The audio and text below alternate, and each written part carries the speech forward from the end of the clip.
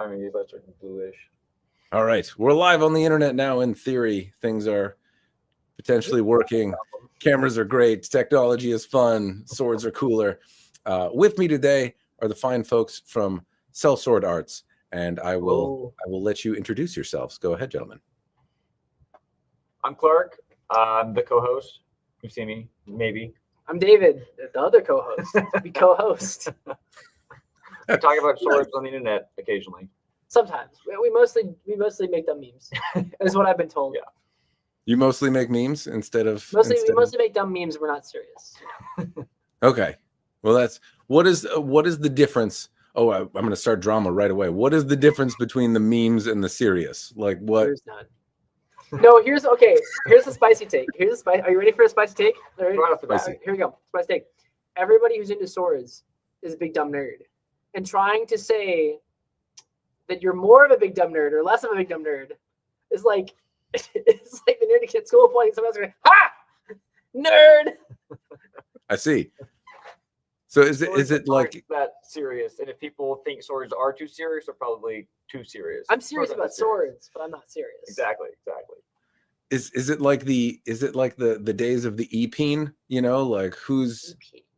That's like your internet wiener is bigger, but it's like you're better at nerd video games, so therefore I don't know, like because like some people have very like in the HEMA community, some people are very serious about you must only wear black, you must be serious, you can't clown around and be goofy, and then I find that to be silly. Don't dress in blue and pink, goofy, and be crazy. That's like I find that silly because like we're all doing like a hardcore version of LARPing. Let's be honest here.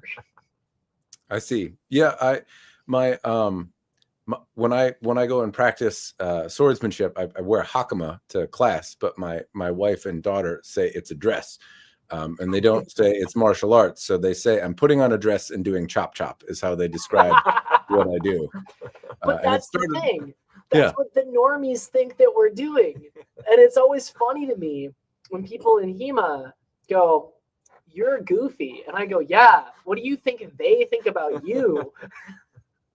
So the like you have to dress in black and be serious.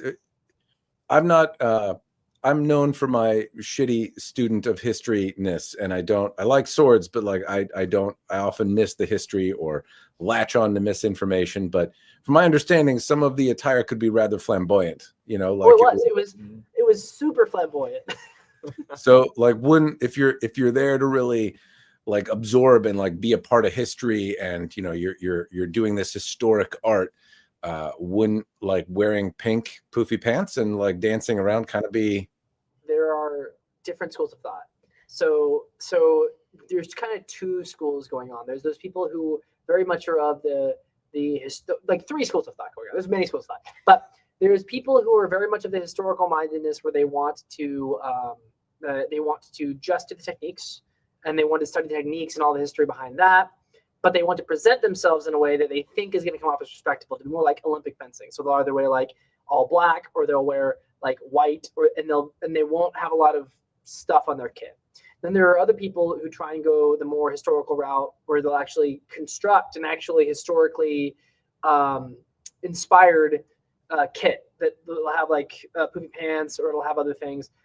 And then there are other people who just think that things look cool, and then they wear those things because we're having fun with swords. Yeah, we're also not the best at like the most historically accurate stuff. We know our stuff, but we're not like out here being like, yes. We are not historians. We know some history, but we're not historians. Yes, correct. I like poking people with sharp sticks. It's cool. Yeah, I like this guy. I'm notoriously also shitty at reading the comments as well, but I'm trying to be better. Reading is a struggle. If you're not rocking a giant codpiece, you're a gigiant faker. That seems. I have the largest codpiece possible. My codpiece has a bollock dagger that goes into the codpiece. So if someone gets in real close, she can. You have a stabby cock and balls for where you put your cock and balls? Yes, I do. Do you have it here? It's great. This is the beauty of having a stick here. We're like a minute in. It's probably fine. Yeah. Don't show your cock and balls within the first 60 seconds, I think is how it's supposed to YouTube. Here. Okay, so that looks, I don't know, some of that, okay. Lovely.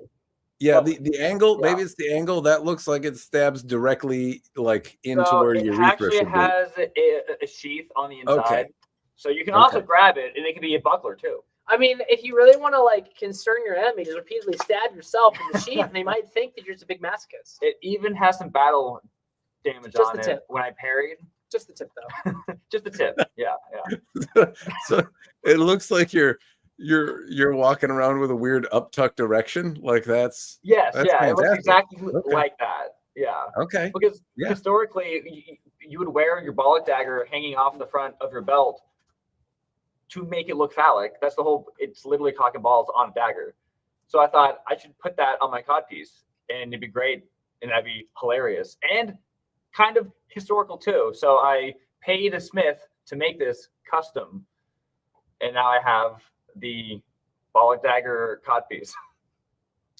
I'm thinking about the dude that made that. Like, what am I doing? How did I get here? Like just hammering that out. Like, Isaac what? loved it. Why am I? Well, Look, we have a smuggler. yeah, he makes a lot of fun things. Like he has an offhand muggler. It's just a mug that you can made parry for with. parrying. It's a steel mug that you can block with and then drink your ale. Respect. I mean Yeah. that sounds cool, but like making another man's dagger junk pocket seems a little. Somebody's got to do it. Somebody's Man. gonna do it. Yeah. Yeah. The entire time I asked him, he's like, "I would love to do that. That'd be great." Did he take really specific measurements? I gave him my. Oh, he didn't do it Measurements. himself. I thought he was gonna come do it for Yeah, you. it was like I need Yeah. pictures. Give me up close and personal. I need to see everything. Well, we're wild on other people's podcasts. We don't have to worry about ourselves getting demonetized. Yeah. Yeah. Some people might argue this isn't respectful, but we're LARPers. That's fine. I mean, I've seen some, in the museums and stuff. Sometimes they'll leave the cod piece off, but then like you'll see what it was, and it's like just a giant boner on this like really intricately lovely piece of armor, and there's just a big, half a horseshoe turned up cock just sitting there. And so it's like I could put my saddle on there, or I don't know, put the reins on there. I'm not sure what. Rest your sunglasses. I'm not sure how it works, but fair enough. I appreciate it. I don't know if this is hearsay or an actual thing, but the story goes that the person with the highest social standing had the biggest codpiece. So if your codpiece is bigger than the person's higher than you in social standing codpiece, it was a big no. I've no idea if that's true or not. And we're just talking about armored cod pieces because they would actually have like fabric ones as well. They were it got crazy. So I've heard this might not be correct. I think it actually isn't correct, but it's a funny story, so I'm going to say it anyway. That the word family jewels comes from the fact that they would sew jewels onto these cod pieces, and it would be the family jewels. Now I think it's wrong, but it's a funny story, so it's right. You seem a fashionable guy, David. Maybe you could bring the trend back. Just start walking around with some, YouTuber famous. I'll melt down my gold plate and have it my cod piece. This is my gold plate cod piece. My gold plate cod piece. Yeah, I don't know. Make an iPhone pocket there. Just have it all the useful look at me kind of stuff going on there. This conversation is quickly degraded. I like it. Yeah. Do you like swords? Let's talk about dicks. Like, no, I mean honestly, that's kind of where it usually go. They're very phallic objects. They are. The jokes write themselves. We don't even have to try all of our jokes. We don't have to make those up. They just happen organically. So you're making content together, and how much of that is like scripted, and how much of it is just like, hey, this was a natural opportunity for a dick joke, and it works out like first time. So the dick jokes, it's like a 50-50 split. Sometimes they're just there, and sometimes you have to work a little bit for them. Sometimes they gotta work. But for the content, everything we shoot is mostly scripted. We have like the bullet points scripted, but not the words. And then we just kind of start talking, and eventually something sometimes funny comes out. And then either I or our editor, our other editor, I am one of the editors. He's not an editor. I'm not an editor. Our editor who's over there has to fix it. Okay. Do you when you're working together, is it hard for you to, like, you're trying to be funny, keep it lively, but then you come up with a dick joke, it doesn't work, and then you have to repeat the dick joke, but it's less funny because that is the nature of dick jokes. Second time around, is it hard to, like, just tell the same dick joke and then be like, yeah, but, like, laugh? Are you good enough actors to pull it off? So usually, Pull it off. Wrong one. Sorry, bad turn of phrase. Usually the dick joke is like it's like we're like talking about a thing. We're talking about, like, we need to talk about. Here's how it goes. So we made a video recently. It's like we're going to talk about the length of swords, because swords come in different lengths. So, like, some long swords are a lot longer, some are shorter. That's like, oh, this is a dick joke. Let's make like 6 dick jokes in this. And so it's like, and we had jokes like, David, why is your sword so small? It's not that small. And then it's like, measure it. Oh, it is kind of small. Let me tell you about my tiny sword. And then the rest of it is just like information, dick joke. Information, dick joke. If you don't have the dick jokes, people get bored. They do. No, it's a real thing. If we just do strictly informational stuff, people are like, cool, and swipe. But if we make a dick joke, they're like, oh, I like dicks. What if it's all dick jokes? Like, is there a point where it's too much? There's a joke in there.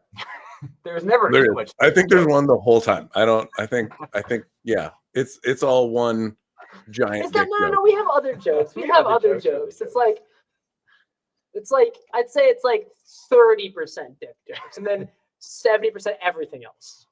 Yeah, I mean, that's fair. That seems a reasonable portion, you know? Okay. Well, in terms of filming together, I think the same argument could be made with any joke. It's just hard to ad-lib together, to work from bullet points and then try to make something cohesive. Yeah, the biggest problem is there's a finite amount of information about swords out there. There's a finite information, like there's infinite amount of information about swords and how to do it, but as you get more complex, it's really hard to get people to pay attention. There's a lot of cool stuff we can talk about, working from the bind, or doing advanced techniques. We're talking about, like, working 3 intentions in, or these really complicated things, but it's almost impossible to do that in a way that's going to capture the kind of views it needs for what we just call normies, people who aren't into swords, people who, aren't weirdos, who like to LARP and make dick jokes. And so it's steering over that same basic information, adding in a little bit new things and giving it a twist, and just repeating that and making it funny and interesting for the audience and also for ourselves.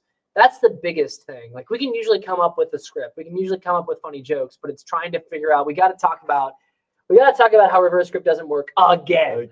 How are we going to do it this time? Well, this time, let's make a skit. Or, like, this time, let's make a news show about it, Yeah, because say there's like 20,000 people who do HEMA in the US and like 30,000 worldwide, or 40, or however many people. If we make a complicated topic, only a percentage of those people will know what we're talking about, because they need to have that prior information. And if every single one of those people watches our short, that's not enough people to make a short successful. Even if every single person in the world who liked swords, let's just say European swordsmanship, if every single person in the world who liked European swordsmanship watched one of our videos, that wouldn't be probably as many views as we would need to be successful, even if it was every short. So you have to make it appealing to people who aren't really into the thing you're talking about. And that's the hardest part, making content that's approachable for everybody, regardless of whether they are a sword dork. On that note, right? You've talked about doing shorts, and I know I've known you from your long form videos, because I hate shorts, because I'm old. We get that. Yeah. It's just is there a type of content that you prefer to make, and is there something that if you were just making the stuff that you wanted, that you would do differently than you do today? It's interesting. We've had this talk before. We like long form to a point. The kind of long form that is old school sword tube. That was the GoPro. The kind of content that's old school sword tube, that is like, we're going to do this big experiment, or we're going to talk about this, like, sword, or we're going to review this sword, has been done kind of to death. We're finding new ways to do it that are interesting, but it's not the thing that captivates us the most. It's fun, but it's not like new or interesting. we recently did a couple of things. We had like an unchoreographed. We like fights. Like making a fight scene is probably my favorite. It's probably the most creative thing that we get to do. We get to come up with a cool fight.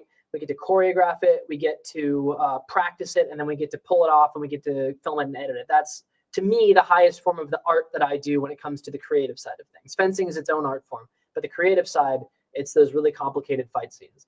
We also started experimenting with non-choreographed fight scenes that are a mix of our fencing skill combined with our acting skill, where we don't actually have any choreography built. We just kind of fight, and then we see if we can make a film from that. And we also did this news show recently that I really liked that was a little bit of a departure. So it's really the weird things for us, these weird experimental things that are fun for us. Yeah. Probably if we could make anything and we didn't have to worry about the views, one thing we'd like to do more is, because we like fencing, so doing sparring tests is really fun. Like our video on the bad left, that, and doing more things like that would be great. But people don't watch fencing footage as much as we would like them to, so we have to do all this fencing so we know what we're talking about, but we can really only show a maximum of like a couple minutes of sparring at any one point. So we'll have like 3 hours of fencing. We'll be able to pull up like 10 minutes of footage from that, so it's kind of hard to justify spending like an all day to get 10 minutes of usable footage. So it's hard to do really deep dive, like real application sparring tests, because people don't want to watch all the fighting. They want to watch our observations and conclusions, and it's kind of not a waste to spend that much time sparring if we can't really put it in the video, but it makes it harder. The other thing with that is that the kind of sparring that is the most fun, in my opinion, is sparring that's good sparring. And the batleth was fun. It was a goofy thing, but it was a goofy weapon. It was like and that's people will watch something when it's a goofy weapon. They'll watch like, oh, it's a batleth. They'll watch like, oh, it's a double-bladed sword. They don't really want to watch. They did watch katana versus longsword, but that's because it's like, oh, east versus west. It's got to have a twist. It can't just be, we're going to fight with long swords and it's going to be cool. People just won't watch it. You'll get a couple of those that go off. Like I know Martin Fabian has one. I think a lot of the YouTubers that are even bigger or smaller, they'll have like 1 or 2 sparring videos that have kind of gone off because it's kind of novel. But consistency is what we're really looking for. So we might be able to, if we put out 100 sparring videos and kept experimenting with it, we'd probably get a couple that took off. But we can't justify the time and effort it takes to do that for long form consistently. So we always have to find that twist or something else. We talked a lot. Is there a point where you think like you're running out of twists? Is it harder to come up with them now than it has been? Kind of. There are times when we think, man, we're really scraping the barrel of the bottom, and then one random thing will have like a bunch of new ideas. The way I find that it goes is we'll do something and we'll start to feel uncreative, and then we'll like because of that kind of do something wild. Or we'll try something wild and like, oh, that really worked, or oh, that was really fun, or oh, that made me think of this. And that's when we find the new idea. And we talked about this recently on a video we made about sword YouTube and what we've been doing and what we feel is succeeding. And it kind of is, you got to keep experimenting, you got to keep doing weird stuff. You can't just do the same thing. And everything we mentioned, the news show, the unchoreographed fights, we've got a couple other things that we're working on right now that are interesting and different.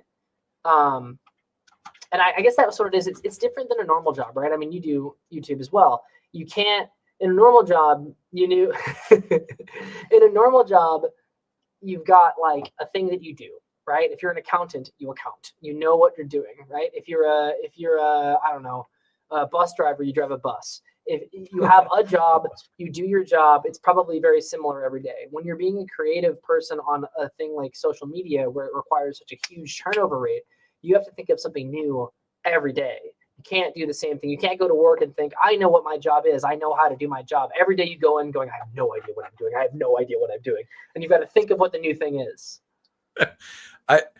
There are some parts where I dabble in YouTube, right? And I've done it for a hot minute as a hobby, but I'm monetized. I have a small following, so to speak.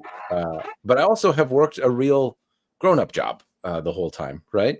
And so there are some similarities and differences that don't seem to get appreciated by people that do one or the other full time, right? I don't think the masses of folks that consume YouTube understand basically like just that it's very similar to being a small business owner, right? You have to wear every hat. You have to talk about contracts. You have to film and edit. There's a technical skill you have to have.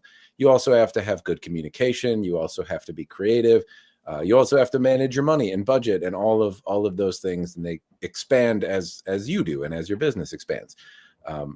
You can be as small as like a 14-year-old taking lawn mowing jobs, or you could be negotiating several different contracts and sponsors and all that all at the same time, and it can be quite a lot.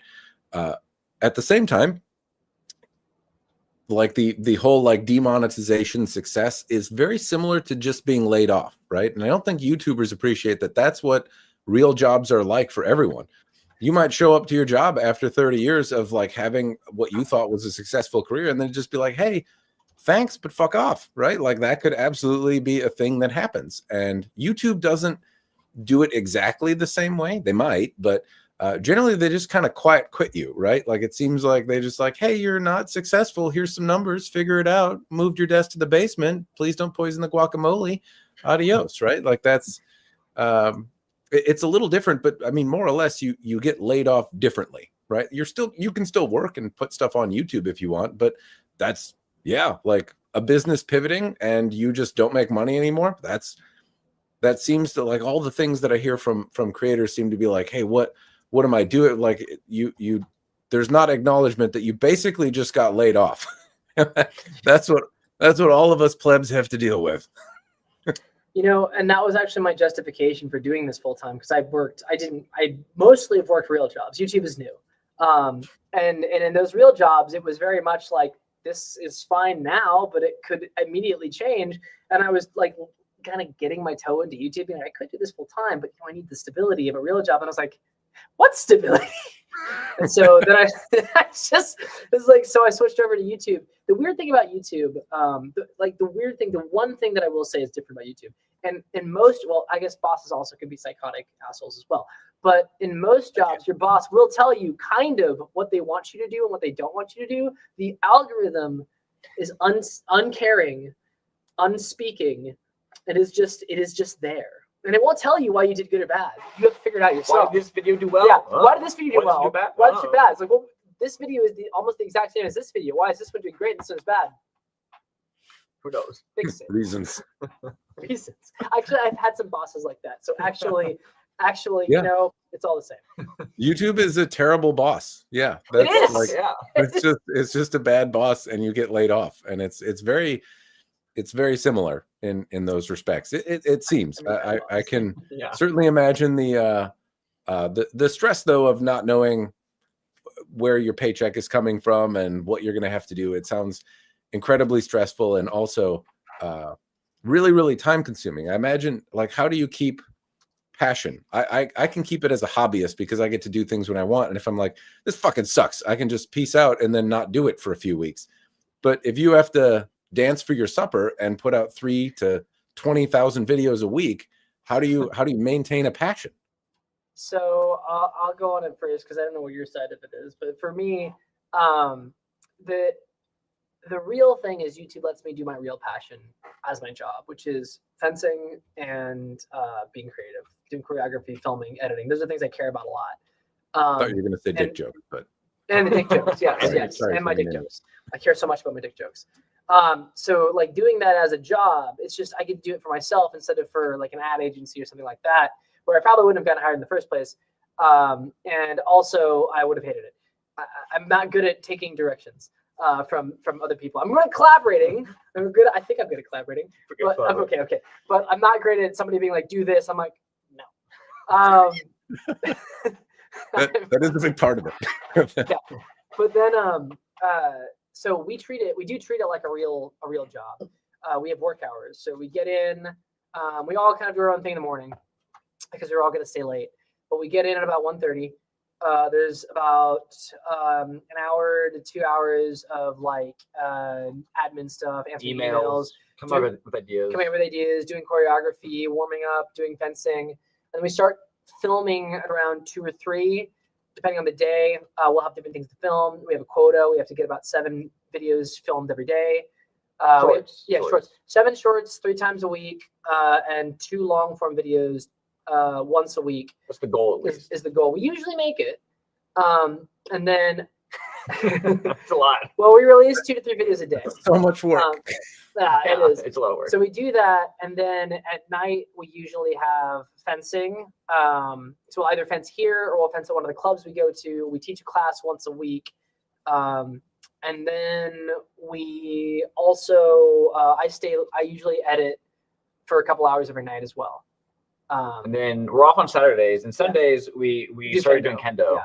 for more More content content. because we were running out of ideas, so Yeah. we started Kendo. So it's like we get to do all the things we want to do, which is a big thing, right? Like we get paid to fence, we get paid to make fun videos, we get paid to have fun, but we make fun a job and we schedule it. And like, it's not just come in and blah, blah, blah, blah. It's like, I've got a bedtime, I've got a wake up time, we got a schedule, we've got a quota.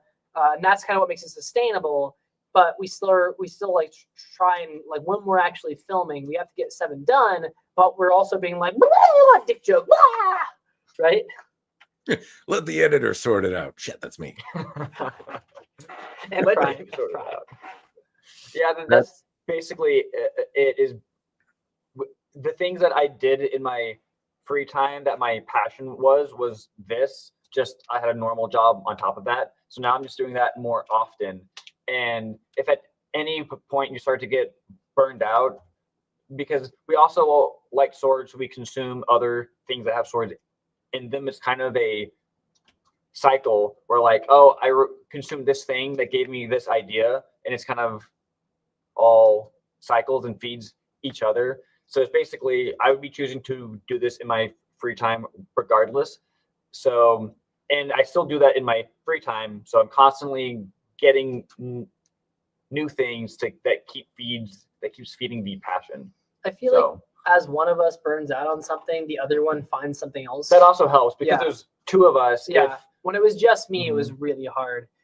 There was a couple of years where I was basically the one filming everything, editing everything, and also coming up with all of the ideas and still releasing a video every single day. And that's when it got tough. yeah, being able, because a lot of the times one of us will have like a glimmer of an idea or have like, I have this thought, can we do anything with that thought? And we can bounce it between us. And that's kind of how the idea grows. So like, I don't have the whole video, but I have this one joke or this one hook. And then we can both bounce off of each other. And that's what lets the ideas grow kind of more organically. So having 2 of us makes it a lot easier too. The other thing. How long have you been at it? How long have you been doing YouTube?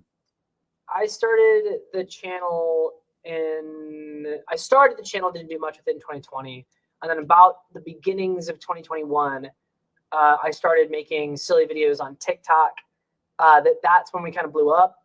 And I had people who worked with me back then, not full time. We would go to the gym once a week, the gymnastics gym, make some videos. We'd post like 3 times a week.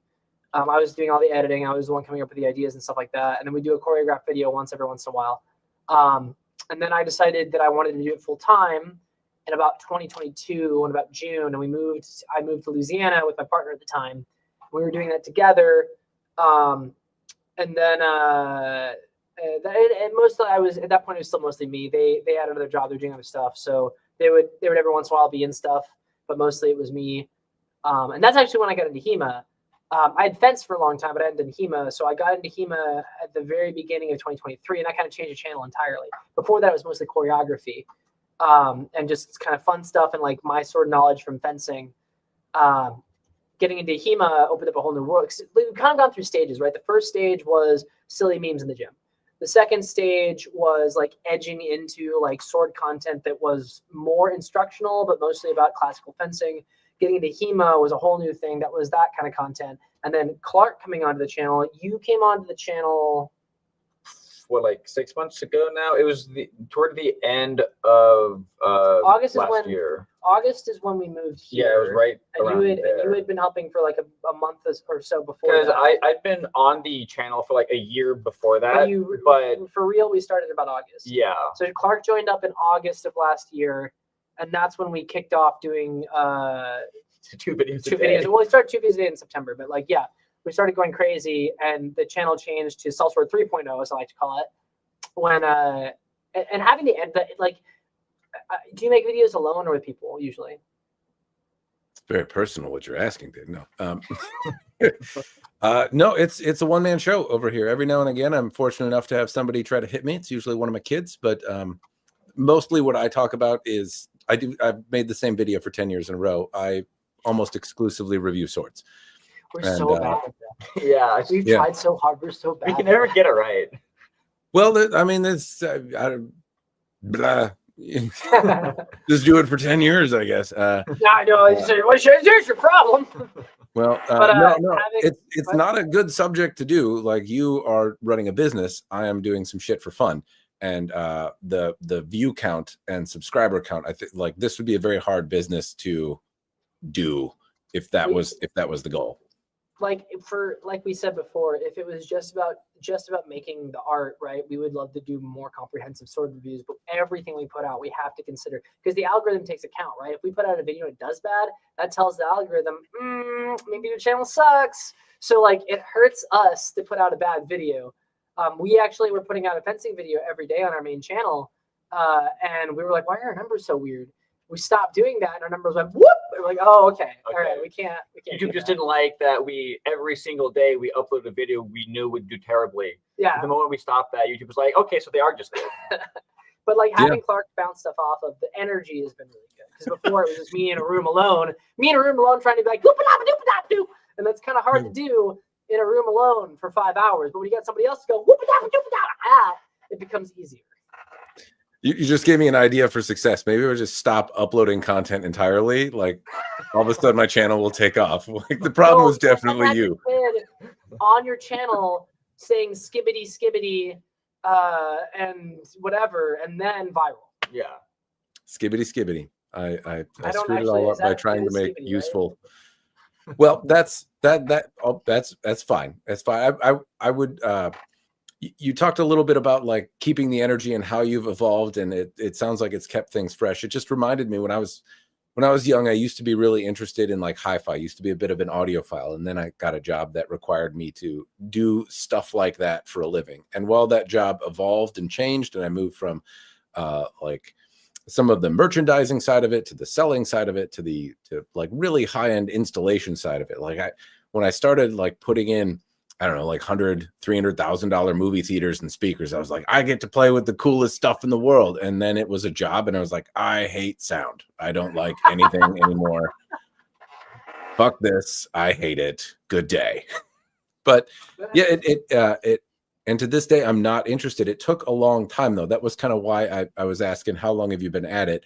I know to be jaded, or basically for my passion for that subject to die, took about a decade. Before I was like, I don't like this at all anymore. I feel nothing. I'm dead inside. I need other passions. Fortunately, there was alcohol and swords. So, there's a great combo to mix, actually. Yes, do together all the time. Yeah, I can say that on your channel because it's not I don't have to give any warnings. Yeah. No, I used to do drunk reviews, actually. That actually would do really well. It did not. Oddly, this was the evolution of this channel. Was first like I wanted to do a sword review and like break one, and it was fun, and I did it, and then people were like, cool, that was useful. And I was like, I don't really know a lot. Like there's folks like Matt Easton that cover the history of things and seem to know a lot about stuff, and there's just other people that seem to understand how to move them better, or the history more, or basically could provide useful information. But because swords are such a niche subject, just having anything is better than nothing. And so I was like, well, if I can just say, here's some pictures and then some dick jokes, like maybe it'll be okay. But it got to a point where people were like, hey, you're not funny, but the information is helpful. So could you like stop just throwing out an Effenheimer every 5 seconds and like just just say your piece and then like be done. Could you try that? And I did, and it did better. And then like people were like, where are the dick jokes at, buddy? Like, come on, bring the drunk back. And I'm like, but I'm old and alcohol gives me boobs now. Like I can't, it's hard to do that now. I don't got metabolism now. I have to fake being drunk. That's no fun. Anyway. But yes, they do mingle. It's not advisable necessarily, but I would be lying if I said I was not inebriated at several points in many reviews. So yeah, it's all good. There have been some questions. Let me pivot a little bit and ask a few questions. There were one was about which sword you got. Like, what was your first big sword purchase if you've had one? That's hard to quantify. I bought a lot of swords for stage combat stuff that aren't fencing grade. I mean, I've got, like, back in the day, my first big sword was a Zen Warrior rapier, because that's all they had in 2008. That was good. It was very good. I still have it. It's over there. And then we've lost track. The swords we have now, it's gotten kind of crazy. I'm sure you probably feel this way too, right? Can you? I mean, people ask me how many swords do you have, and I'm like, it ranges between 1 and 200 usually. Yeah, like I can see your back wall. It kind of looks like ours. I'm like, if you ask me how many swords I have, I'd be like, what? That's just the stuff I need to review. See? Like, there's a closet. Like, I need to put in lumber racks to hold them. It was. We have so many. Actually, we might need to ask your help on racks because we are running out of rack space. Yep. But if you asked us how many swords we have, I'd say, ugh. Yeah, you can move to boob jokes then, because like nice rack and it's full of swords. Like it becomes... Oh man, see, write it down, write it down. We have 2 pairs of nice racks right here.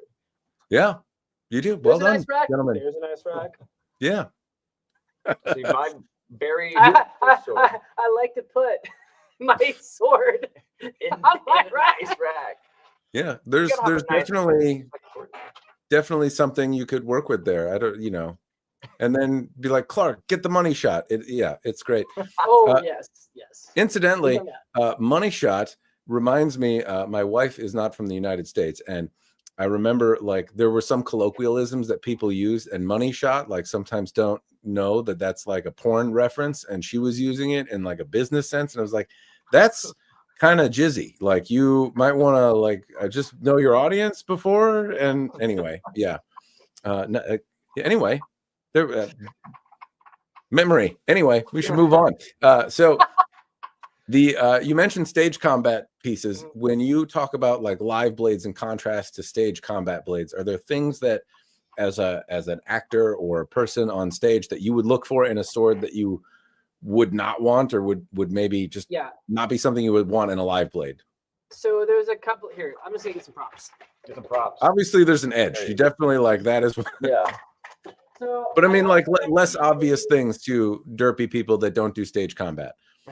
These stage combat is interesting because it's like things you don't want in a sparring blade, and also things you don't want in a live blade. So it's kind of its third own unique thing, which is crazy. So versatile.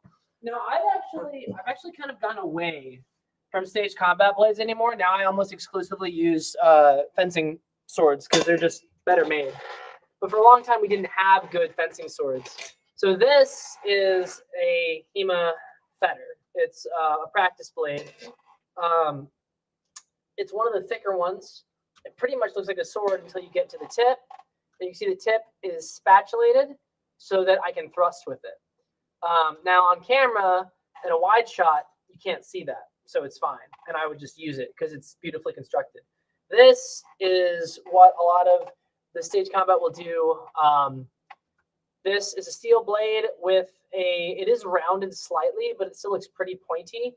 I wouldn't fence with this because it doesn't have a ton of flex. And the edge is very thin to look good on stage. It would hit really hard. It would hit really hard. And frankly, you kind of have to be careful with these because they'll dent pretty easily. They don't hit as hard in stage combat. There's a bunch of different types. I got this one because it's a Witcher sword, and I like the Witcher. But with stage combat, so like when I was doing stage combat, I didn't know about all the HEMA blades that were out there now, and I've almost exclusively switched over to them, even when I'm doing stage combat, because most of the time you can't tell, especially if you get one of these shiltless ones. So like on some, have you seen many HEMA fetters? Yes. Yeah, but you know how they narrow. Them, but I've seen them. Huh? I don't use them, but I've seen them. You know how they narrow here on the thing? It's called the shield. They kind of yeah. Okay, cool. Just making sure I don't want to. I'm just gonna mansplain to you about the shield. Mansplain me. It's good. Yeah, it's good. But there are ones like this that don't have that. This looks more like a normal sword, and there's no difference. Like you can just use that, and I think it handles better than a lot of these ones do. The biggest difference is like this is a much thicker edge. The tip isn't sharp, and then this isn't as durable in my opinion. Yeah, HEMA swords tend to be more durable because they're made to smash with constantly. So anymore, if I'm telling somebody to get swords for stage combat, especially if it's actually stage and not film, I just say go ahead and get a Siki King because it's gonna have the right look and it's gonna be constructed better, and it's gonna be cheaper. And then you can, if anybody says, "Oh, the end's not sharp," you're like, "Yeah, because I don't want to kill my actor partner, dummy." Like, use your suspension of disbelief. Is there any like modularity or anything that like a person in stage combat specifically would want in a sword that you like to take it apart, to change the blade, to move the fittings around? Is any of that kind of stuff more important? Kind of. So I mean, like all of these, like this one's peened, but a lot of the HEMA fetters do have a screw off. This does screw off, but it's Loctited in there. I've never tried to get it off. It would be a pain in the butt. It's fitted pretty well. There are some. I think like my rapier, I can take the blade out. But all my rapiers I can take the blade out of. Even my Siggy, I can take the blade off of that one. I don't know. If the blade breaks, that's the most expensive part of the sword at that point. Like unless it's a really intricate guard like this, I suppose. Though I will say there is one other thing. There's one other stage combat. I was going to say this. They use a lot of aluminum blades. So they'll use an aluminum blade in stage combat because it's lighter. And then they'll just, in post-production, fix it. Fair enough. We have a question here. What do you feel the market is still lacking as far as decent sword models, as far as decent models of swords is concerned? That's fairly, the answer there is fairly easy. I want there to be long swords as accessible as katanas, one, because you can get a good quality katana for $200. Decent quality long swords, $400 or $500. When we're talking, especially when we're talking about, you're talking about sharps, right? Yeah, sharps. Sharps. So for sharps, I mean, we've got a couple. Like we've got the Urbach, we've got the Urbach, we've got what else? That's kind of it. There aren't that many. Most of the long swords that are worth buying are getting up into the $500 to $1,000 ones. But we've got like I think it's the Ronin Dojo Pro. That was like a $300 katana, and it's really nice. Yeah, it's like all of the katanas. I mean, you probably know more about them than I do. They're just like $200 off Amazon, and I've been using them to cut for like years now. And I did have one where the wrap was terrible and came undone, so I just rewrapped it myself. But I could just get this random $200 sword off Amazon, and it was great. And I've been using it for years, and it's hit the stand. It's cut through wood, and it's still fine. If I were to buy a $200 longsword and swing it, it'd probably break and hurt me or the guy standing there with the camera. The Urbach is about. Go ahead. No, you're making a good point. I think it's moving a little differently. It used to be that the Hanwei Tinker line was about the only stuff that like felt like a sword, but was also on the more cost-effective side. But it does seem like there are more options in the European space that are they're starting to feel like a sword and are not super expensive. Yeah, the Fowler Arms is starting to come out with more affordable stuff. There's also the what's it called? The Honshu just came out with a new Honshu historic line that I haven't been able to handle. But they basically use the same distributor as baller arms, as far as I know. Those are made like the same thing, and those are also pretty affordable. Baller arms long, so we have around. the one-handed, right? Yeah. Yeah. I don't think we have baller arms anything other than the folks at Honshu don't like me. That I think was the last drunk review I did because the sword was so terrible. Yeah. Most of our stuff we get through KOA. Yeah. Because the Donshu has their tactical line that I don't know about, but they've recently started to come up with more like historical ones that look nice. I've never felt them, so I don't know. But they were probably the most affordable, and I think they're still like $200 or $300. So they're getting into the affordable range. Yeah, but even like I don't know. I think everything's just going up in price because finding a katana, a sub 250 katana, easy. Oh. I have like 4 of them, and they're all like around 200 or less that I've been using for years. And sure, like the wrapping and the hilt parts probably aren't the greatest of qualities, but it's functional, and the blade is functional, and it came sharp. Also, katanas always come sharp. Long swords never come sharp. It's the most obnoxious thing. The sharpening on European swords is terrible. It is. It really across is. the board. We've got a couple that were pretty okay. Like we have swords that would be great to cut with, except you can't cut anything with them because they aren't sharp. And I can't. Maybe it's just our bad luck. I can't sharpen swords, and I tried once and I ruined it. And like I'm never gonna try that again. I resemble those comments. I've gotten marginally better at it over the years out of necessity. You make a pretty valid point, though. I do think there are a number of good katana that you can buy that are sub $200 and are generally pretty good and arguably better, more feature rich, better put together than their $200 European sword counterparts. And where you can find a good example, like maybe the Hanwei Tinker, if you have one that's properly shaped and tempered, you don't necessarily find as many options. If you get a good one, it's not as though you have a wide variety of things to choose from. Though hopefully that does seem to be shifting. There are other Chinese sword manufacturers that are entering the market, and some of them have been very, very, very promising feeling. I've got a few samples behind me to dick around with, but I've found that there are now some things, at least in the sub $300 range, that feel like a sword instead of a crowbar. I can bash them on a metal stake for a very long time before they break. They come usually with not quite the same edge that a katana would come with, but they cut reasonably well. So the options are expanding, but katanas have also gotten better. Like 10 years ago, your only option might have been a Hanwei Tinker for $200. And I believe Valiant Armory made a practical line 10 years ago that had like a Chinese blade that was also cost effective.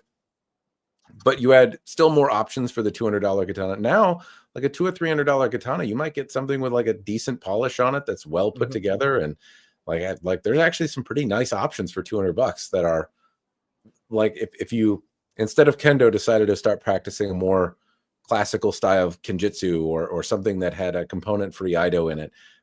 Some of those little, like when you say the wrap might have come loose, like that's a $400 thing to solve in the US right now. Like to get somebody to rewrap it is I just wrapped it in the same things I rewrap my HEMA swords in. It's just like it's basically wrapped like it works. I'm just saying that it works. It as a practitioner of one of those things that you wouldn't necessarily maybe like that's that. That's a big deal. You just don't care about aesthetics. Yeah, it doesn't look nice, but it works. So and it was a $200 sword, so I'm not upset about the fact. It'd be like if the scabbard on your nice the wood core scabbard on your nice long sword started peeling off. You're like, oh, it's fine. It's duct tape. I'll just duct tape it back together. Basically what I did. Yeah. Are there styles of swordsman? You said you mentioned going into Kendo. Is there a reason that you opted to go into the Kendo side of things as opposed to doing a different style of, say, Kenjutsu? Or there's a couple of reasons. So first of all, we wanted something that sparred. We wanted to gear up. We wanted to hit things because we like the pressure testing that comes with. We don't plan on staying in only that. We wanted an entry spot, and there's a really good Kendo school in Dallas, but we can't yet find a good Kenjutsu school or looking for one. This school also does Iaido, and it does Kendo Kata as Just well. kata, yeah. So we're gonna start with we don't want to like jump into too many things all at once and half-ass all of them. So we're gonna whole ass Kendo for probably about 6 months, kind of get a feel for it, and then at that point, if we feel that we have the ability, we'll pick up another one on top of that. But fencing is still our main thing. We go to fencing 5 nights a week. Kendo is our 6th night. We spar a lot. So we do want to get into Kenjutsu. It is coming, but we wanted to start with a thing that hit the other person. That was basically the big thing. Is if you don't spar, we basically have to learn the techniques and then pressure test it ourselves. And we don't have a good enough grasp to be able to know why that did or did not work. So we need somebody who's able to do that first before we can start. You go ahead.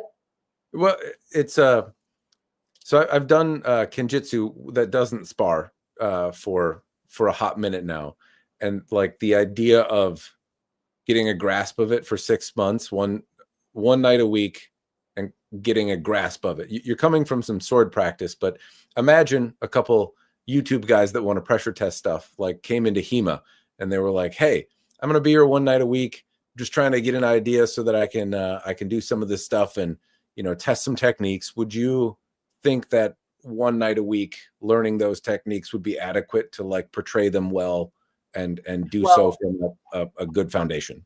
So this is part of it. So we don't just go, we go once a week. We practice every day. So part of what we do when we get here is we practice everything we learned the previous week. And that's an everyday thing.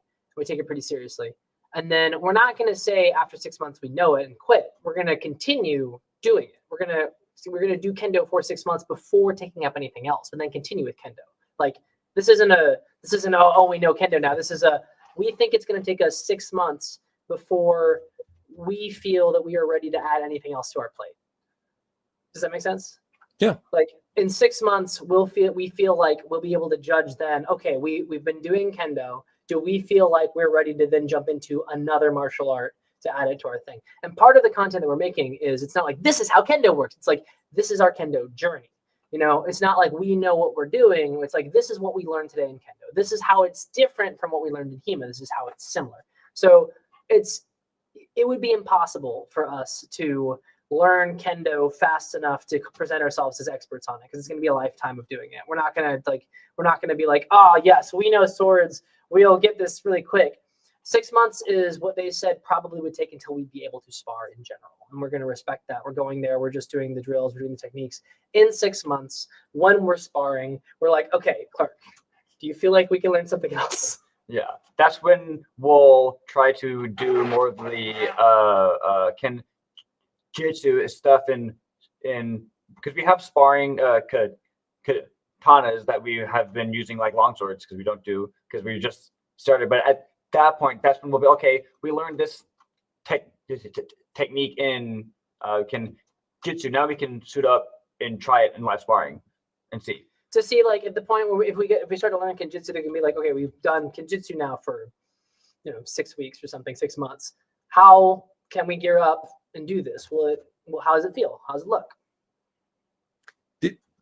How much of your HEMA do you like predictions? Because it doesn't sound like you've started like sparring and doing that kind of stuff yet, or integrating those techniques.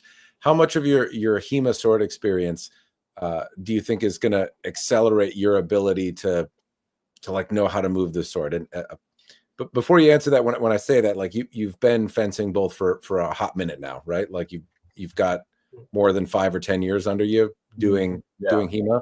And it sounds like you're quite dedicated to it. So there's probably this point where you're like, hey, I'm going through the motions. I'm trying to learn this, these steps. And it's like trying to remember where your feet are while you're dancing. And then all of a sudden you're like, oh, I get it. Like now I'm comfortable doing it. And then you're like, oh, now I know how to stab somebody while I'm doing it. Like now I see the open, like I see how to kill you. That's like that point where you realized it probably wasn't instantly. But once you get there, like, do you think it will transfer that knowledge you have to somewhere else where you'll get the intent behind the art? So it's interesting. We've already seen it's a mix. there are key differences that are difficult, right? There's like the stances and the way that you attack are very different, but the execution is different. The intention is the same. You're trying to accomplish the same goal with what we're doing, but we're going about it a different way. So we're having initially some trouble, but it was like, oh, this doesn't work. This doesn't work. This doesn't work. This doesn't work. Go back. Oh, I get it. And then it clicks and it's like, it's just like that thing with this minor difference. I don't think that we're going to like blitz it and be, we're breezing through Kendo, but I think it's going to be a series of things like that. Anything you do, any movement based anything, dance, gymnastics, whatever, makes you better at the next movement based thing you do. So I don't think it's specifically swords in general. I think it's, we've moved our bodies. We do athletic stuff and we're used to learning in this way. So it will give us, a basis to pick this up and learn it, because we've done this before in one thing and we understand the process of, we specifically, when we went into this, we were like, we had the talk. We're like, this isn't HEMA. We don't know everything.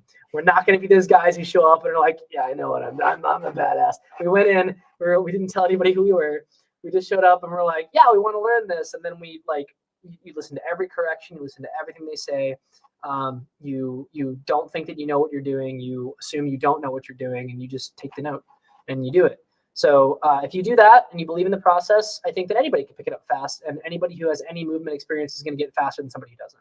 It also helps because we have this thing that we colloquially call fight IQ. It's basically when you sword fight a person, there's a lot of things to keep track of. Kind of like when you first start driving, there's a lot of things going on. If you drive a lot and you get to know that car, if you change into a different car, it's different, but the kind of like your ability to drive is still there. So it's like the motions are different, but we still have the bandwidth that we gain from doing this HEMA thing for so long. So that also helps too, because we have more bandwidth to be able to learn and process the information, especially in like a sparring situation, which we haven't done yet, but yeah, that too. That's very fair. I do agree. I think there's some challenges before I ask about the challenge side of things. There was somebody, RVA Katana, John is who does that. John, good guy to know, fellow YouTuber, sword shop. Yeah. We know their channel as well. So did anyone recognize you in Kendo class? YouTube famous? Two people did. One was the instructor. We were worried. We're like, oh no, you've seen our videos. No, you know we're friends. Oh no, I'm so sorry.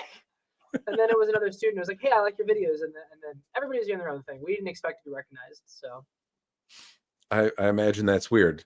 So I studied two different styles of Kenjutsu, and I started with one, but that one style of Kenjutsu is very sensitive about showing any of the technique on camera, right?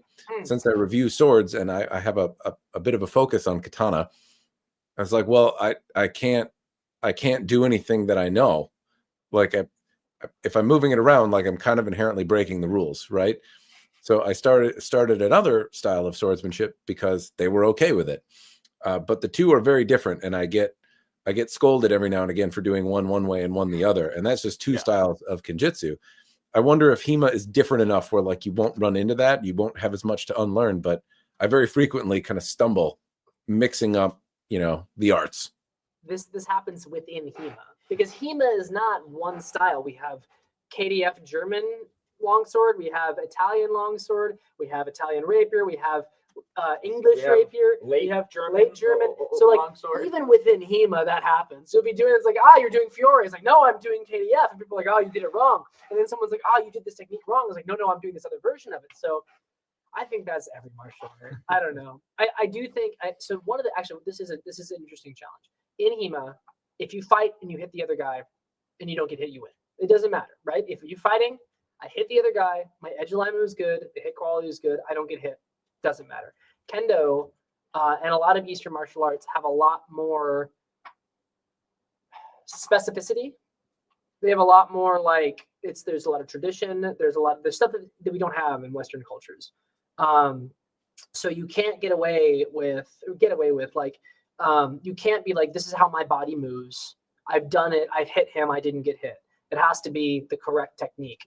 So we knew that going in a little bit, and it's being reinforced. And that's one of the reasons why we're trying to we're practicing so much at home, and we're being very specific about it, because we know that it's, if we're doing HEMA, I can be like, all right, I'm going to do this weird technique and that technique from 3 different styles that I mashed together to make my mongrel, and it works.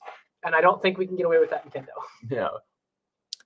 No. Probably the most obvious difference was because in HEMA, you generally cut by leveraging basically the front hand leads with that punching action. In Kendo, the backhand leads. So every day we're doing all of our cuts, and we're having to internalize backhand leads. Backhand leads. Backhand. Now we're making weird motions on screen. So even just minor differences like that are kind of immediately apparent, because the action is the exact same. My end goal is I'm going to use the sword to cut you in the head, but how you're doing is already so different. So that kind of helps too, because it's not even just the same technique, but you're funneling it with a different hand entirely. So it's kind of easier to separate those, because it's like, oh, I'm doing Kendo backhand leads versus I'm doing HEMA, you snap it. But to your point, I think there will be a little bit of it's different enough, because right now I have Kendo brain, HEMA brain. Like if I'm at Kendo, I am like, because there's 3 things that happen to make it different. You pop your foot into the other position, I clench my glutes and put my hips forward, and I go into this stance, and I'm like, this is very not what I'm used to. And it's different enough that I haven't yet defaulted to HEMA. But also we've only done basic drills. Fair enough. It'll be interesting, in a year from now, to see where you find, or if there's any discovery. I know the 2 martial arts that I'm pretty active with do things just very, very differently, and the goal is fundamentally the same, but there's very little in one understanding of center line, right? And because of that, it's very easy in that position to kind of own it, because people don't practice getting around it. And I would imagine that if there's probably stuff that you'll be able to bring into HEMA from your HEMA, and the way that you can move into Kendo, and maybe it'll squeak by, maybe it'll work, or maybe you'll see openings maybe that other people don't, and vice versa. After you practice Kendo for a minute, or wherever your journey takes you, it'll be interesting to see what openings you see, or how it changes your perspective. There'll be one time when it's gonna happen, yeah. That because in the launch that we do, you can do the Zwerchau. You can do cuts like this. So there's going to be absolutely it's gonna one happen. time in Kendo, they're gonna cut and we're gonna pair it, and instead of coming down, we're just gonna smack it. And we're gonna go, oh, I'm sorry, my bad. I didn't mean to do that. It's absolutely going to happen one day. I will say one of our buddies who is the person who actually was one of the big reasons we got into Kendo. He was a Shodan in Kendo, and he was saying until your first big test, basically you're going to be expected to do everything by the book. But after that, there is some wiggle room once you've proven that you understand the basics. And we're not going to try and cheese it and do HEMA. We're going to be real strict by it. But I'm thinking, and we've been watching other people spar, and there's a lot of bending of the rules. There's a lot of not exact perfect form. And we're seeing things that we recognize in the people who are spar. And we're going, oh, I do that. Oh, okay, I see. So what they're doing right now is they're teaching us the most proper way to do it. And that's how we're going to train. And then when we start sparring, it's going to be the most proper way that we can do it, but also get the job done. Fair enough. That's Are there any other, so if it sounds like you have a plan to learn a little bit about Japanese arts, are there any other styles of swordsmanship that you would take on? If you had the bandwidth, brain power, capability to do it, what would be the next one and the one after that you would go after? I've already done a little bit of Filipino martial arts, and I'd love to do a little bit more of it at some point. I was doing stick and knife, but that translates to sword as well. And I don't know a whole lot about it, but there seems to be quite a bit of crossover between the Filipino stick and knife work and the Thai Da work as well. I like that kind of stuff. I like that like shorter sword work. So that'd be something I'd be interested in. What about you?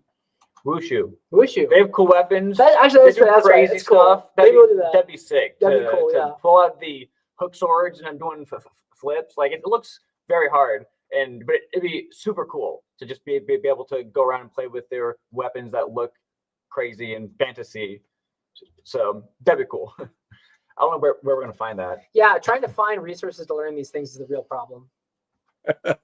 It is, and you're often stuck with whatever's close, right? I mean, you're kind of at the mercy. I was very lucky to have the options that I did for it. I've often considered taking on HEMA, but day job, 2 martial arts already, and not, that's a bit of a commitment.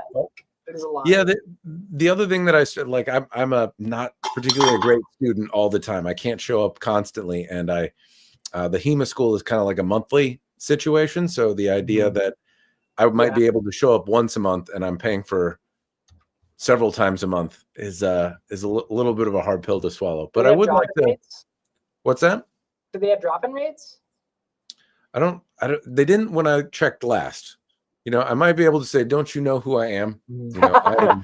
Well, that was what I was going to say next, because this might just be a Southern HEMA thing, but most of the schools I go to and have been to are just like, if you're just going to show up like once a month, you can just kind of do that, and no one's going to care that maybe you aren't paying because you show up once a month. And they like people to show up because it's trained with new people and sparring new people is fine. And most HEMA clubs don't make a profit and they're not run as a business. It's probably just people showing up and the dues or whatever by gear. So generally, from what I've seen, they kind of like, you can just kind of show up if you can't afford it, or if you're only showing up like once a month, so there's like no real reason for you to be paying like the all the time fee. They'll just be like, just ask, and I don't really care. We just want more people in HEMA. Especially if you're already doing some sort of martial arts, I bet they'd just be interested in having you there every once in a while. Like if you were coming in as a martial artist, a fellow martial artist, a lot of HEMA schools, I mean, I don't know this one specifically, but a lot of them are pretty cool. And like, oh yeah, we'd love to spar you. We'd love to fence with you. That does sound fun. I've wondered what years of Kenjutsu arts that don't actively spar would look like if I tried to pick up a longsword and have my way with somebody. I don't imagine it would go particularly well, honestly. Not the first time, but I'm sure on the 5th or 6th time it'd start to make sense. Everybody's first time is disappointing. Even no matter how much you practiced on your own, the first time will always be disappointing. We got him all circled all the way back around, baby. There we go. In terms of sword stuff, I'm curious. Do you have any favorite swords, like stuff that you really like or would like to have now? In terms of like the products that are available today, I know you don't do tons of swords out there. You don't do tons of sword reviews, but you probably get plenty of shit. So I'm curious if there's favorites that you have. We got a bit of a backlog to go through. So we do a lot of reviews. There's short, so people miss them, but it gets the most reviews. This is a one I bought off a friend, but I have another one coming. This is the one I'm most excited about right now. This is the Siggy King Mini, and I like it because it's really short. Tiny. It's like as small as I think it's like an inch longer than a standard katana, like a late period short guy katana. And most long swords are, especially HEMA ones, are fairly long. This one's probably like nearly half a foot shorter. Probably shorter than a normal longsword. And it's I like it because it forces you to do some different things. So I like to stay out of distance and play the hand shot game or the distance trap game. And I'm pretty good at it, but I'm not as good at closing and staying in the pocket. And this is a tool that forces me to do the thing that I'm not good at, and it's teaching me a lot. So I'm excited about this one. I'd be excited if somebody make a good dueling saber. That'd be great. No one has a good. That's the big, because even on the like Siggy's the best sharp end, there aren't that many dueling sabers out there ready to go. Just finding sabers in general that are sharp is pretty hard, but specifically a dueling saber, there aren't really any. We found exactly one and it's from and we're not super in love with it. It's from what's the brand? I don't even know. I don't even care. They make all of the sabers, but they're generally like costume swords, like high quality for like military wear. So they're not exactly the most For fencing. nimble or anything, but a high quality, like sharp dueling saber would be great. What's the That'd be one? great. What's the sword that you're excited about or interested in? Well, one that I would want is I don't have any of the Valor Arms line, and it looks like they're pretty good, but I haven't had the chance to play with any of them. So that would be cool. Any of those. We also need a sharp rapier. We can never get one of those. Rapiers are also hard to find. LK Chen is starting to come out with rapiers and sabers, and they're kind of the first one to come out with quality. DPika has some, and DPika has been getting better in recent years. Their old stuff isn't like great. Their newer stuff feels a lot better and is still cheaper. They actually have some new longswords that look great, and the stats at least feel great for a good price. But those would probably be the ones I would want the most, is some sort of dueling saber and rapier that isn't terrible, or $1,000 custom piece, and more of the beginner to mid-tier new entry-level longswords. I mean, also high-end longswords would be great, like an Albion or like an Arms and Armor, because I don't have any of those either. We ain't got that kind of money, buddy. But particularly the new wave of things that are coming onto the market that are more accessible. Playing around with all of it, with those stuff would be great. Do you have anything that you're really excited about? Well, that's tough. No. No.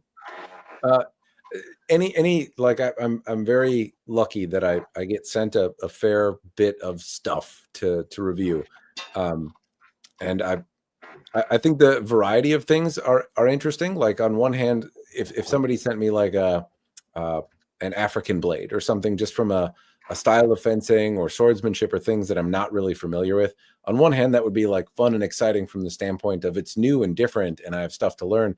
But I'd also be kind of daunted by the fact that I can't really as meaningfully contribute to any conversation around it.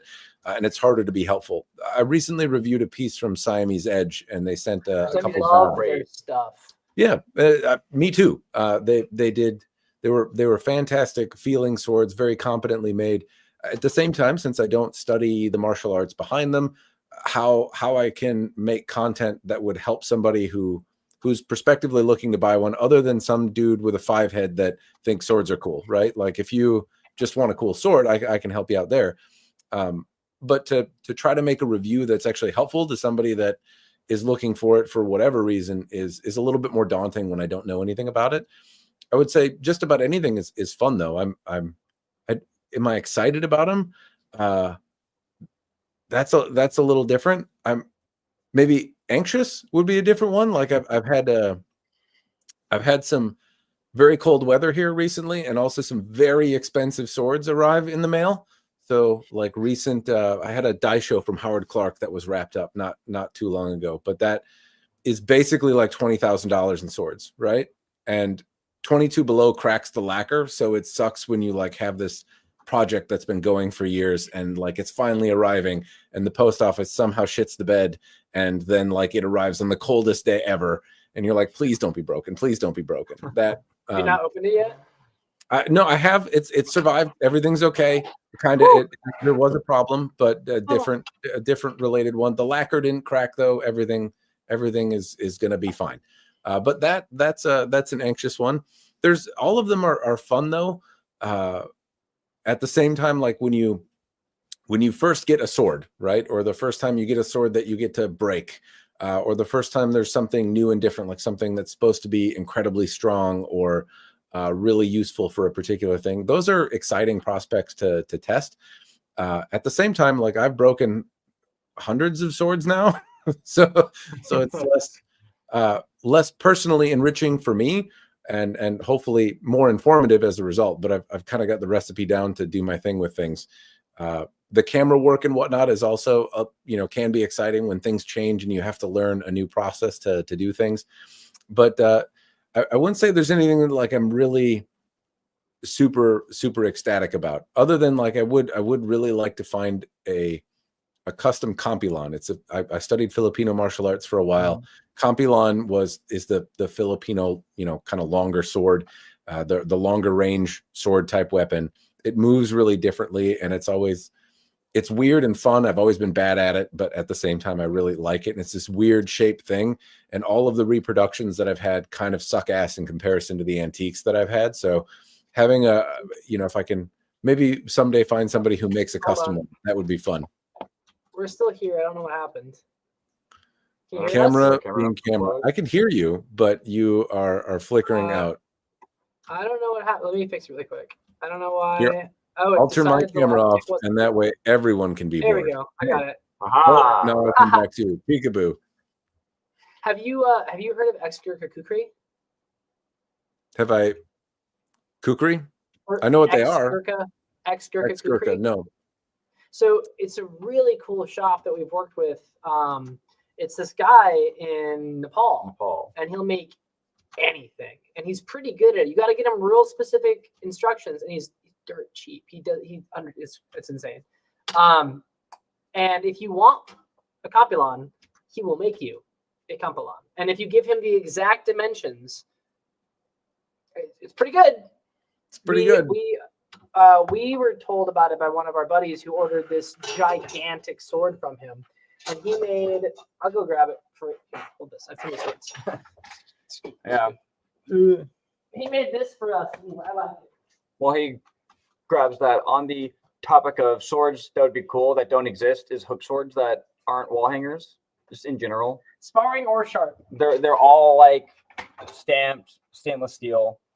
So he made this for us. The only problem with it is the pommel's too small. So if you need a pommel, tell him to make it bigger. But it's really sharp. It's rough, right? It's not like super like the highest quality. The leather wrap's not the best, but it's nice. It feels good. If the pommel was bigger, it'd be less forward weighted. You can see some of the metalwork's not like the cleanest. I don't know if you can see it from here, but it also came with this scabbard, which is pretty good. I mean, it's I don't know. I really like it. The whole thing together with shipping from Nepal, I think, was like $310. So is that Perna Drenal? Is that who the maker was? So sometimes there's like a Gurkha cookery house, but then like was the Smith Perna, because that looks like his interpretation of the Brescia Spadona. It was well, I sent in the dimensions from the historical one. I was like, make this. He's got an Etsy page called Exgurka Kukri. It could be the same guy. Yeah, so Perna was a smith in Nepal, and I recall him making a sword that looked really familiar as like the last thing that he made, but he passed away recently, so I'm not sure if it's the same guy. We're still in contact with the guy we contacted the first time, though. Well, apparently their first Etsy page got taken down because I think Etsy doesn't like weapons, and so they had to make a new one. But I don't know. They did right by us and our friend a couple of times, but maybe it was that guy. If it was called maybe something. I don't know. Yeah, it's possible. I just remember a red hilted Brescia Spadona looking thing as one of the last things that Perna had made. So when you say it's like from Nepal and he can make anything, that was also what Perna was. How recent? Because we emailed him fairly recently, like a month ago. No. I think his shop's probably still going, but this was I got this from him in 2020. Either was it 3 or 4? No. 4. Probably before then, likely somebody different. Okay. Well, anyways, yeah, I've also heard of some folks in Nepal that are very capable swordsmiths. If you can provide specific dimensions, sometimes the heat treatment isn't there. But I actually had somebody send me a custom piece from Perna that I broke. It was a Hallstatt style sword, and I smashed it on a metal pole until it broke. I did other stuff first, but eventually I did that, and it took a look at your job, man. Huh? We couldn't do it. David doesn't like breaking things. I couldn't do your job, man. So I don't want to break this thing. It started when I when I got swords initially, I wanted like there's something fun about testing edge on edge contact and pushing a sword to failure. So if you're fencing and like you're doing swordsmanship, I think there's something personally enriching about trying that and like seeing what happens when you do edge on edge, seeing what happens when you do all the dumb things with a sword that you know you shouldn't do because it will damage the sword, but to see how does it feel, what happens, and there is, I think, some knowledge to be gained in doing that. Okay, sorry, I didn't realize. Keep going. No, go ahead. We have a set of swords we specifically use for edge on edge because in the HEMA you do block edge on edge. You're supposed to. Because the bite part of it, and you treat swords kind of as disposable. They'll work and then they'll break and then you'll get a new one. So we have a set of swords that we do edge on edge stuff with and all kinds of funky things. But then we have our nice expensive swords because I don't got the money of a rich noble who could replace a sword. So I gotta be nice to all my swords. So that is fair. Yeah, I would break all of them though that were sent to me when I started doing reviews because it felt really weird to have swords that I felt like I had something of value at the end of the review and that it made me biased and made me feel weird. So I thought, well, the most useful thing I can do is show close-ups of the sword and like do all the thing, like here's what it looked like new, and then do normal things with it for a while and talk about how it moves. And then when I'm done doing that and I've exhausted what I can contribute there, break the thing and see how much shit it can take before it explodes.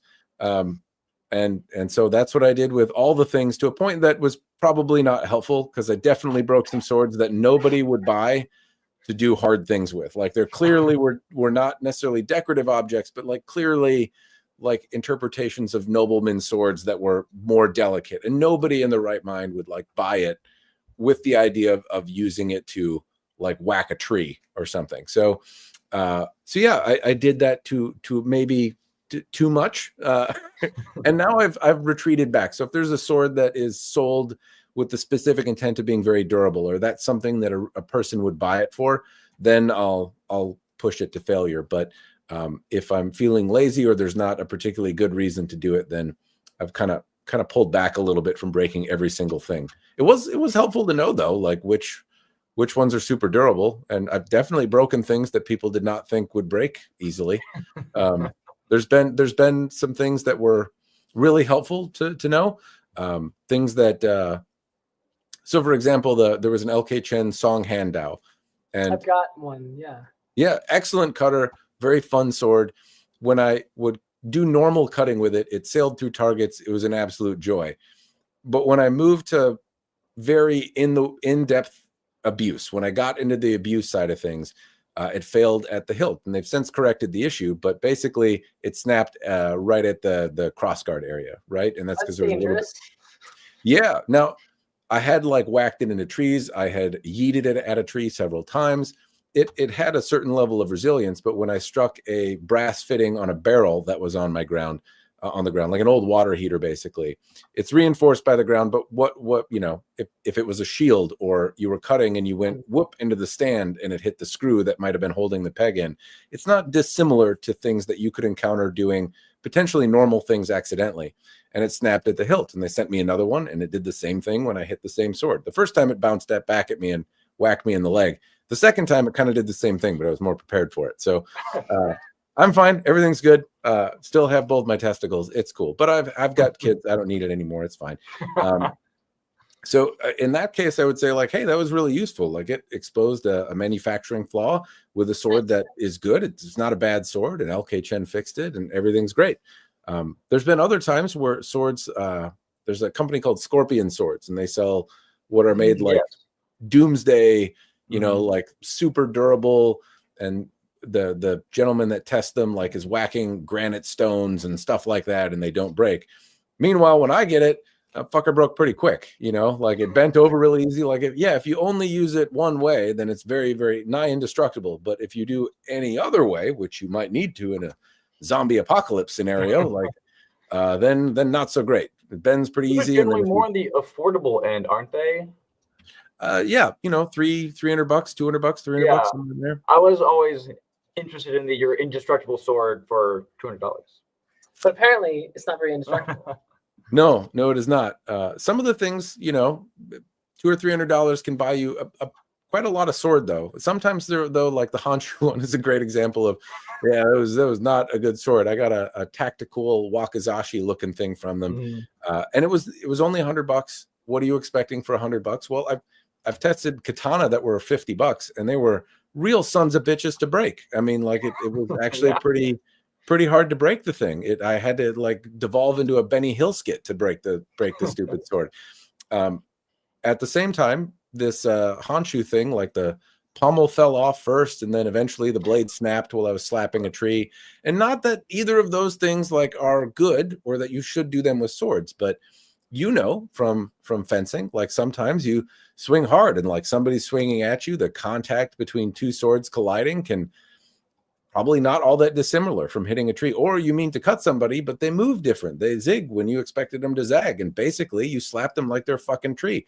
If your sword snaps in half, that's not an acceptable outcome. Like it can bend, things can happen, but your pommel falling off and your sword breaking in half, those are not on the list of things that are okay to do. So I've had that happen to me in a fight. It wasn't good. Yeah. Did you stop or you were like, haha, surprise? Well, with the pommel one, it happened, and I kept fencing, and afterwards, like, why didn't I throw my pommel at them? This is the moment that I've been waiting for my whole life. I could have ended them rightly, and I didn't, and I've just kicked myself ever since. The time that I broke a dueling saber, I did hit them in the head with the saber, and then it broke. And so I was like, all right, I still won. That's fair. I did in a class the little rubber thing for the training swords that is used in the very occasional sparring came off, and I did throw it at the instructor and say I've ended it rightly, and I felt very proud. So you're right, you did miss an opportunity because nobody knew why that was funny other than me, and I still think it's funny, and I regret nothing. Fair, it fell off, and I thought about it for a second, but I was also like, this is heavy. Yeah. I was like, maybe I shouldn't throw my little underhand then. Little underhand. Have you ever broken, what are they called? Like the zombie tools? Their whole thing is they're overbuilt and won't break. Have you ever broken one of those? Yes. Was it easy or hard? It was quite challenging. Zombie tools is for their namesake, they are doing exactly what you would hope they would do. Now, this is not a universal opinion. I tested the wakizashi version, which is almost like a ko-katana in terms of size. And I would say that it is overbuilt, like it's a very stout sword. I think some of the models, people have had feedback that it's too heavy and it doesn't move around and it's got pointy bits in the wrong spot. But the wakizashi was reasonably well portioned. It was stupid heavy, but not in a way that was completely unwieldy.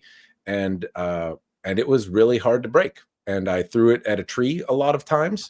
And that usually will cause not necessarily the blade to break, but it will cause like all the hilt furniture to start to come loose. And like some of the leather, because I threw it hard enough where the pommel area went into the tree. So the leather in that area kind of came off, but none of the scales loosened. None of the suba didn't wiggle around. Like it was a little brick shithouse it was. Eventually, though, it broke when you bash it on. I call it the croquet stake of doom. And a fellow sword friend said, "Hey, Matt, where I was breaking swords before, sword breaking refined version is now using a tool called the croquet stake of doom, and it's a mild steel rod that I have in a tatami stand. And so what it does is it doesn't do the same exactly as edge on edge contact with another sword, which is what I was doing in the past. So it'll slowly degrade the sword a little less aggressively than like an edge on edge contact would. And now I understand how it breaks things, so things tend not to fly at my face as much, which is important. There's like a little clip of me that gets banned all the time because it's too much, I guess. TikTok has pulled it down a couple of times, but I was trying to break a sword and I like hit a plate of steel that I had setting on a tatami stand. And the like plate moved when the sword broke and it flung it past my face. And so there's this like helicopter of doom that whiffs past my ear. And then basically if you're like, hey, 1, 2, 3, huh? That's like my reaction. But yeah, that totally would have ended me rightly because it stuck into my shed about 50 feet behind me and just went doing and was like, it stuck in there pretty good. So really fast though. Every time at a tournament, you hear because every time a blade breaks, it makes like that sound. So Tweet. you hear that sound, and everybody like looks and like hunches. Like, What was the oh, shit. tournament where they got the hardening wrong on that whole batch of Oh, and they broke like the 6 shattering splinters of steel going everywhere. Yeah, that's bad. But that's kind of what I'm looking for. So now I wear this ridiculous outfit that is a hodgepodge of easy to put on stuff that protects my bits. And then I go out, and I think I have some idea of when swords are going to break. So if I'm breaking a sword, there's like a gradual series of progression where I move from kind of softer everyday targets, bottles, noodles, the like, then to medium stuff. So green branches that are, maybe 2 inches thick or so, to Tommy mats. Green bamboo is kind of the analogous piece there. Then harder stuff, which is, logs, other harder, whatever I have around that needs cutting. It can be lawn furniture, whatever's around that needs to go in the garbage. Sometimes ice blocks. There's usually an abundance of those around me because I live in nigh perpetual winter. And then it, graduates to throwing at a tree.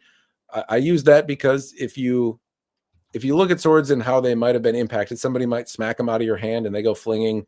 If you were cutting from horseback or something, you might lose it. You might bop somebody in the head and it comes out of your hand and goes flying.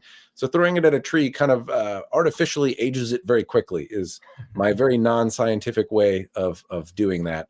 But it loosens up components and furniture, and each one of those kind of gives some idea of how it might hold up. In Kenjutsu, I've seen people break their iaito, sometimes even like steel blades, just from drawing and sheathing them. That act of stopping the sword very quickly creates a little bit of tension, usually around the habaki, the blade collar area.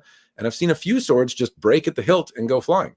And that's from never hitting anything. Just drawing and sheathing and stopping abruptly has created like enough, work hardening that it's caused blades to fail. So I think, well, maybe yeeting it at a tree will make up for years of training. And it's a little bit of an artificial age process. And then bashing it on a rod is obviously just a recipe to break it. But it gives an idea of more or less like, hey, if you made it to this point, good job. And now how many licks does it take to get to the center of the Tootsie Pop is more or less the answer. Some of them take a really long fucking time. That's I'm going to tell you my favorite story where I've broken a sword, and then I want to hear yours. So mine, I was at a demonstration. So I was at the Dallas Public Library doing like a little thing like what is HEMA. So it had all these bunch of people there. In the very beginning, we were explaining like what is a fetter. So I had my Siki Gothic that I've been fencing with like 4 years, and it's great. It hasn't taken any sets or bends. Great sword. And I was showing them this is a fetter. They don't have a tip and they're flexible, so we can stab each other. And it snaps in my hands in front of a crowd of people as I'm telling them about how safe these swords are. It snaps in my hands. And I had to like. It was your favorite sword. It was my favorite sword. I've never found a sword as good. No, and then like, and they're training tools, and they break, and I had to go get my backup sword. But it was very sad as I was explaining to them how safe these swords were. It snaps in my hand as I was showing them how safe the sword is. Just made me real sad. Except for this one. This one's incredibly dangerous now. Yeah. Yeah, you're the guy explaining how parachuting works, and then you're like, so generally they open. Ah! Yeah, generally it opens right here. Just did it this time. I have not had a sword break in front of a live studio audience before. I've had people like help me breaking them, and that just usually makes me nervous because helicopter of death and everything. If I think about the favorite broken one, first there was the first one that I did, right? So I remember the first time somebody sent me a sword and I got to break it. That was really fun because I intended to do it. And when you go into it with that intent, like, can I whack an ice block with a sword? Like, I hadn't done that before.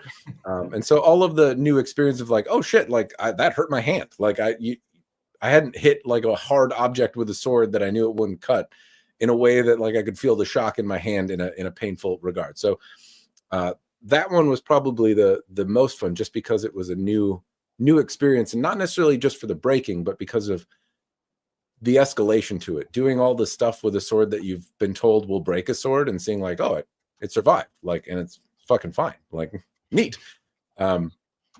The other one, it's John is in the room here. So RVA Katana sells Cloudhammer. Cloudhammer a long time ago went by a different name, and when the smith at Cloudhammer reached out to me long time ago, they said, "Hey, we want you to break a sword for us." Like, it was kind of a dare. Like, no manufacturer seems to like that I break swords. They might tolerate it, but nobody really likes it. And the guy at Cloudhammer was like, "I dare you, bring it to that croquet stake of doom you're using." And that sword was incredibly durable. It took a lot of energy to break, and I was very impressed by that. And so it had been a long time since a sword had really kind of wowed me, and that one was also fun. I really didn't expect it to do well. I mean, it kind of did, because somebody was like, "Yeah, go hit that metal pole in your backyard, fucking see what happens." But to have it actually, proof in the pudding kind of thing, that was pretty neat. I like that one too. They're all kind of fun. There's different things. I broke like a cable steel sword. It was the worst sword ever. It was a stupid piece of shit. But that was the worst sword ever. That's maybe a follow-up for you. Is what's the worst sword you've used? And for me, it was a sword by Al-Ayyubi. It was a cable steel sword that was just shit in every regard. It wanted to like hurt you. It had pokey things for your hands. When I hit something, the handle exploded, and it was made of like antlers, so it made me fucking bleed. The handle was made of shit and eventually like fell apart. Not shit, but it was like brass, but somehow filled with epoxy and didn't do what handles should do. And it was made of sharp things that poked me. And then the blade was sharp, but like set in the handle in a way that was designed to kill the owner, because it couldn't be reliable. It had like basically a toothpick holding it together. And then it eventually like broke. But the cable was interesting in the way it like held it together. That was kind of a neat thing from a otherwise completely shit experience. But yeah. Anyway, what's the shittiest sword that you've played with? I mean, there's that one that's super soft, but otherwise it's fine. The one that broke shitty. the fastest. Broke the fastest. Oh yeah. I'm so mad. It's a heat treat problem. The Darkwood. Well, that they're both. Actually, so I had a Alchem Ink saber, and the reason I got this was because I had my old saber, the blade broke, and you probably don't know this, but there isn't a good hemo dueling saber on the market that you can buy right now. We said that earlier. Yeah. You have to I'm going to get the blade from this one, you got Frankenstein, and I'm going to get the hilt from this one and the guard from this one and put them all together. So I had the hilt ready to go. I just needed to find the blade, and all the other blades were like $200. I don't want to. I can just get a whole new sword for that amount. I'm going to get this other one that it's $100, and I got it, and it was great. Actually, it felt great. It worked great. It was a monster. It was everybody who picked it up terrible. Hated it. It was awful. I loved it. It felt so good. That's because you just whipped it at people's legs, and then it broke in 4 months. It broke in a tournament. You just swear they hit them. I hit somebody on the leg, and the sword. Did they count that hit? No, because I hit them in the leg, and the sword exploded, and then I had to find like this other sword that was terrible, and they reset the match. And that was like the first bout of the tournament, so I just lost the sword for the whole thing. It lasted 4 months, and it was beautiful because it would just blow through parries and guards all day. It was beautiful. But it only lasted 4 months before it broke. Yeah. No, somebody's asking about the Matt Easton saber.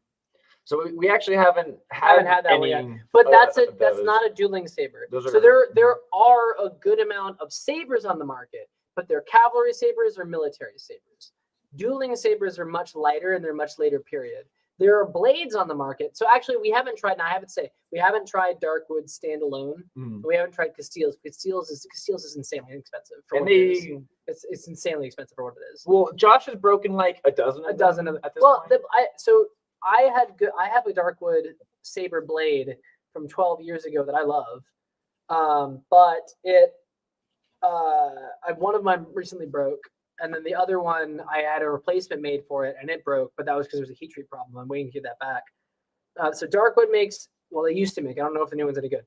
They used to make a really good dueling saber blade.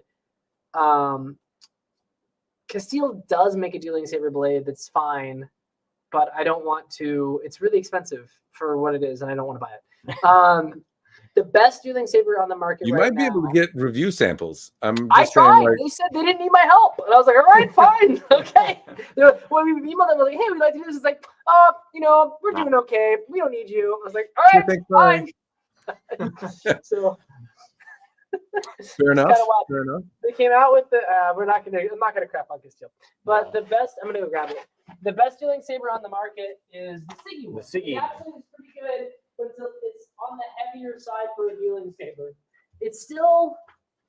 I'm growing into loving it. Honestly, It's I'm pretty just- good. it's It like- is the best one you can get. This is the best That's the ready best to go. standalone you can get, and it's the best by a lot. It's got a good guard. The blade's good. The blade is a little bit heavier than what most people are using for dueling. at for least. dueling sabers because they're using those 20 millimeter or 60 millimeters from Castile.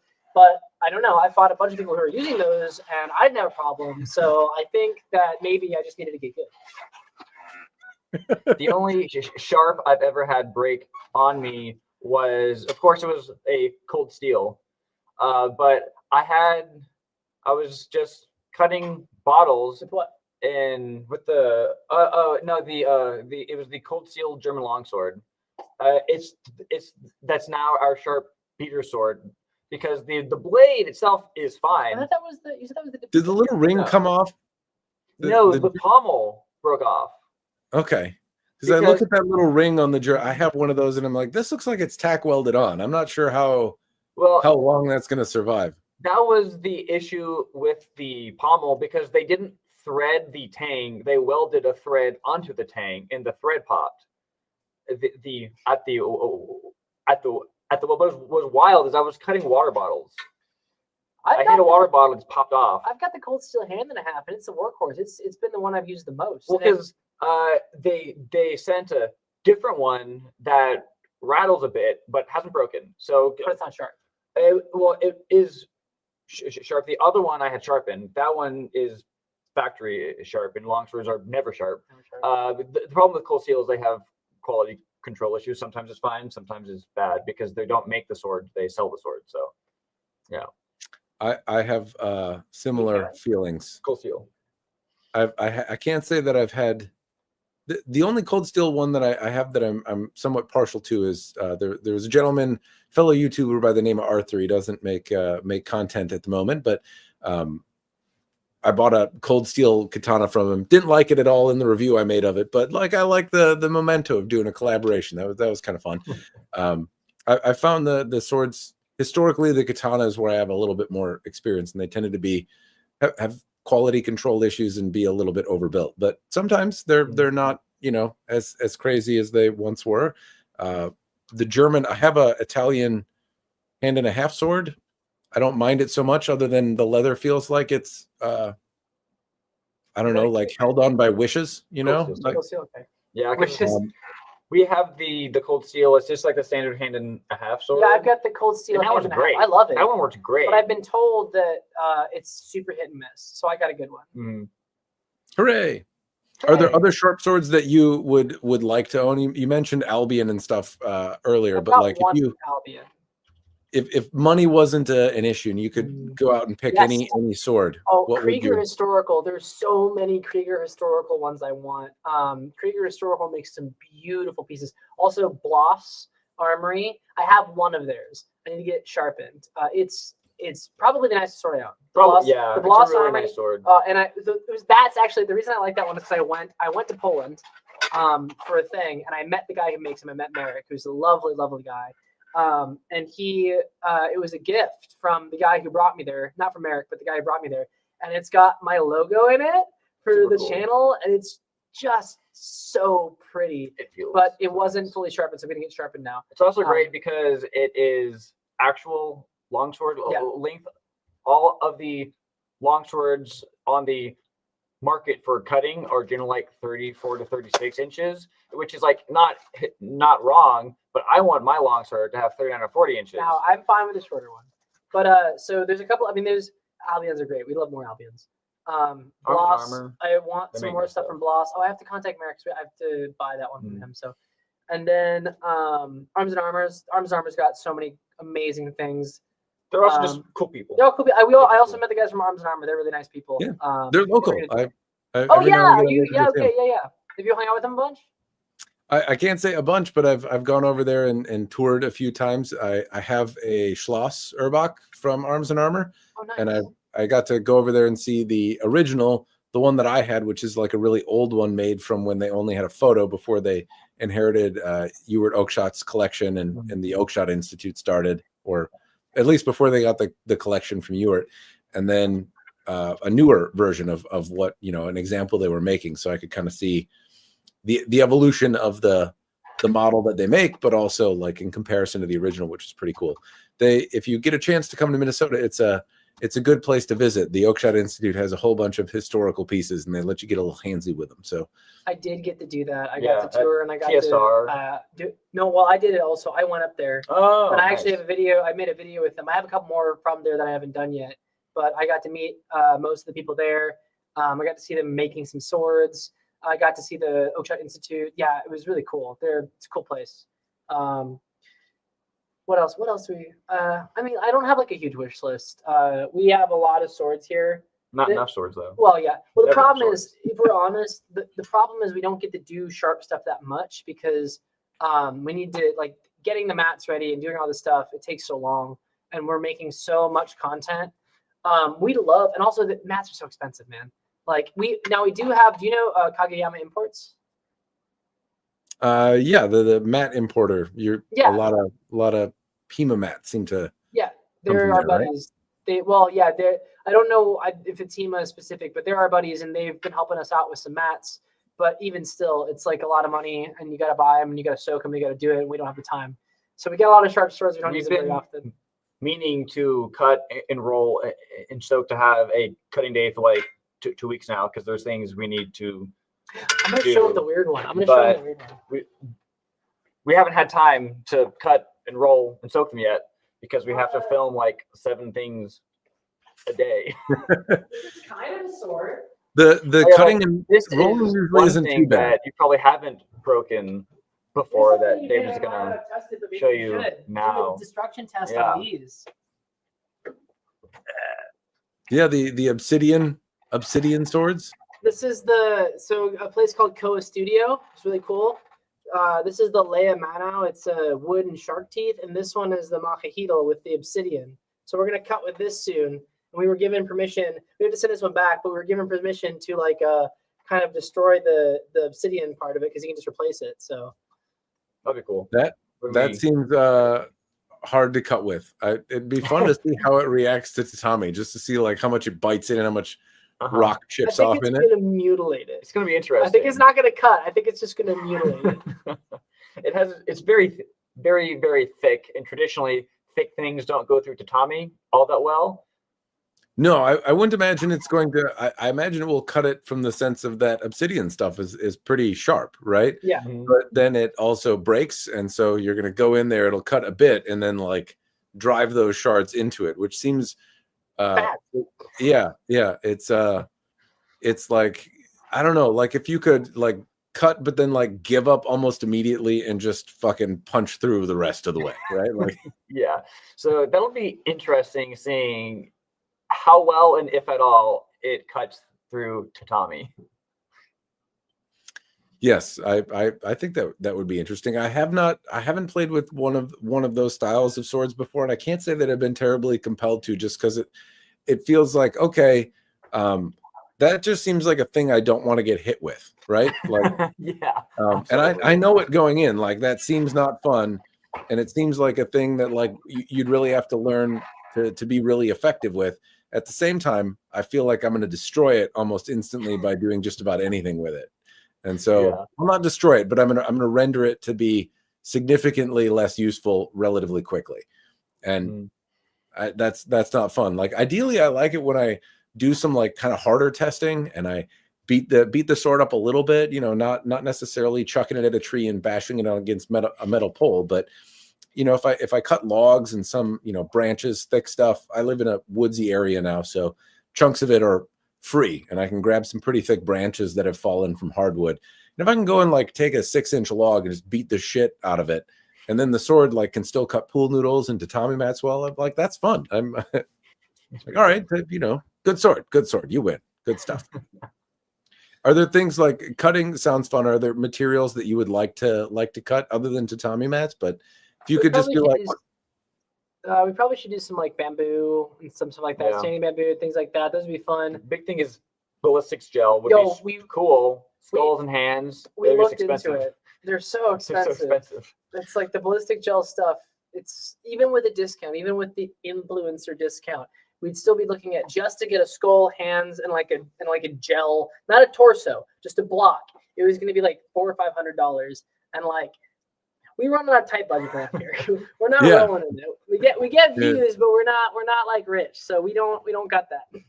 That's another thing about being a YouTuber that I think people misunderstand. So I mean, frankly speaking, you're one of the big swinging dicks in the sword space, right? Like you are we're channel. Shorts channel. It kind of is weird. Our subs and our views don't equate to the same income level and prestige level as people who have the same subs and views on long form. But so our shorts views are like a lot, but our long form isn't as much. So it's weird. It's weird to classify it. I don't know. We don't think of ourselves as big dick swingins. Well, I do. So there you go. And so the thing is, like, you would think, oh, you know, I'm one of the larger channels in this space. I think people have this perception, which you probably get from youngsters when you're like, I'm a YouTuber. I have like 1 million subs. And they're like, oh, do you fly a helicopter to work? No. You're so rich, bro. No. We're out here begging for money, man. Yeah. I double the value of my car every time I fill it up with gas. That's what YouTube does for me. Like, fantastic. I would say just a video idea for you. The most successful video that I have is a short, and it was one that I think I was pissed off while I was making it, because shorts are one of those things I don't, as you might be able to tell, I'm a bit long-winded, and shorts, like when they were a minute, that was tough. Like, what the fuck can you say in a minute? So we would do every single one as a one take to make sure we hit our minute mark. I tried, but I was like, all right, fuck it. Let me see what I can do. And I was like, what's the dumbest fucking thing I can think of?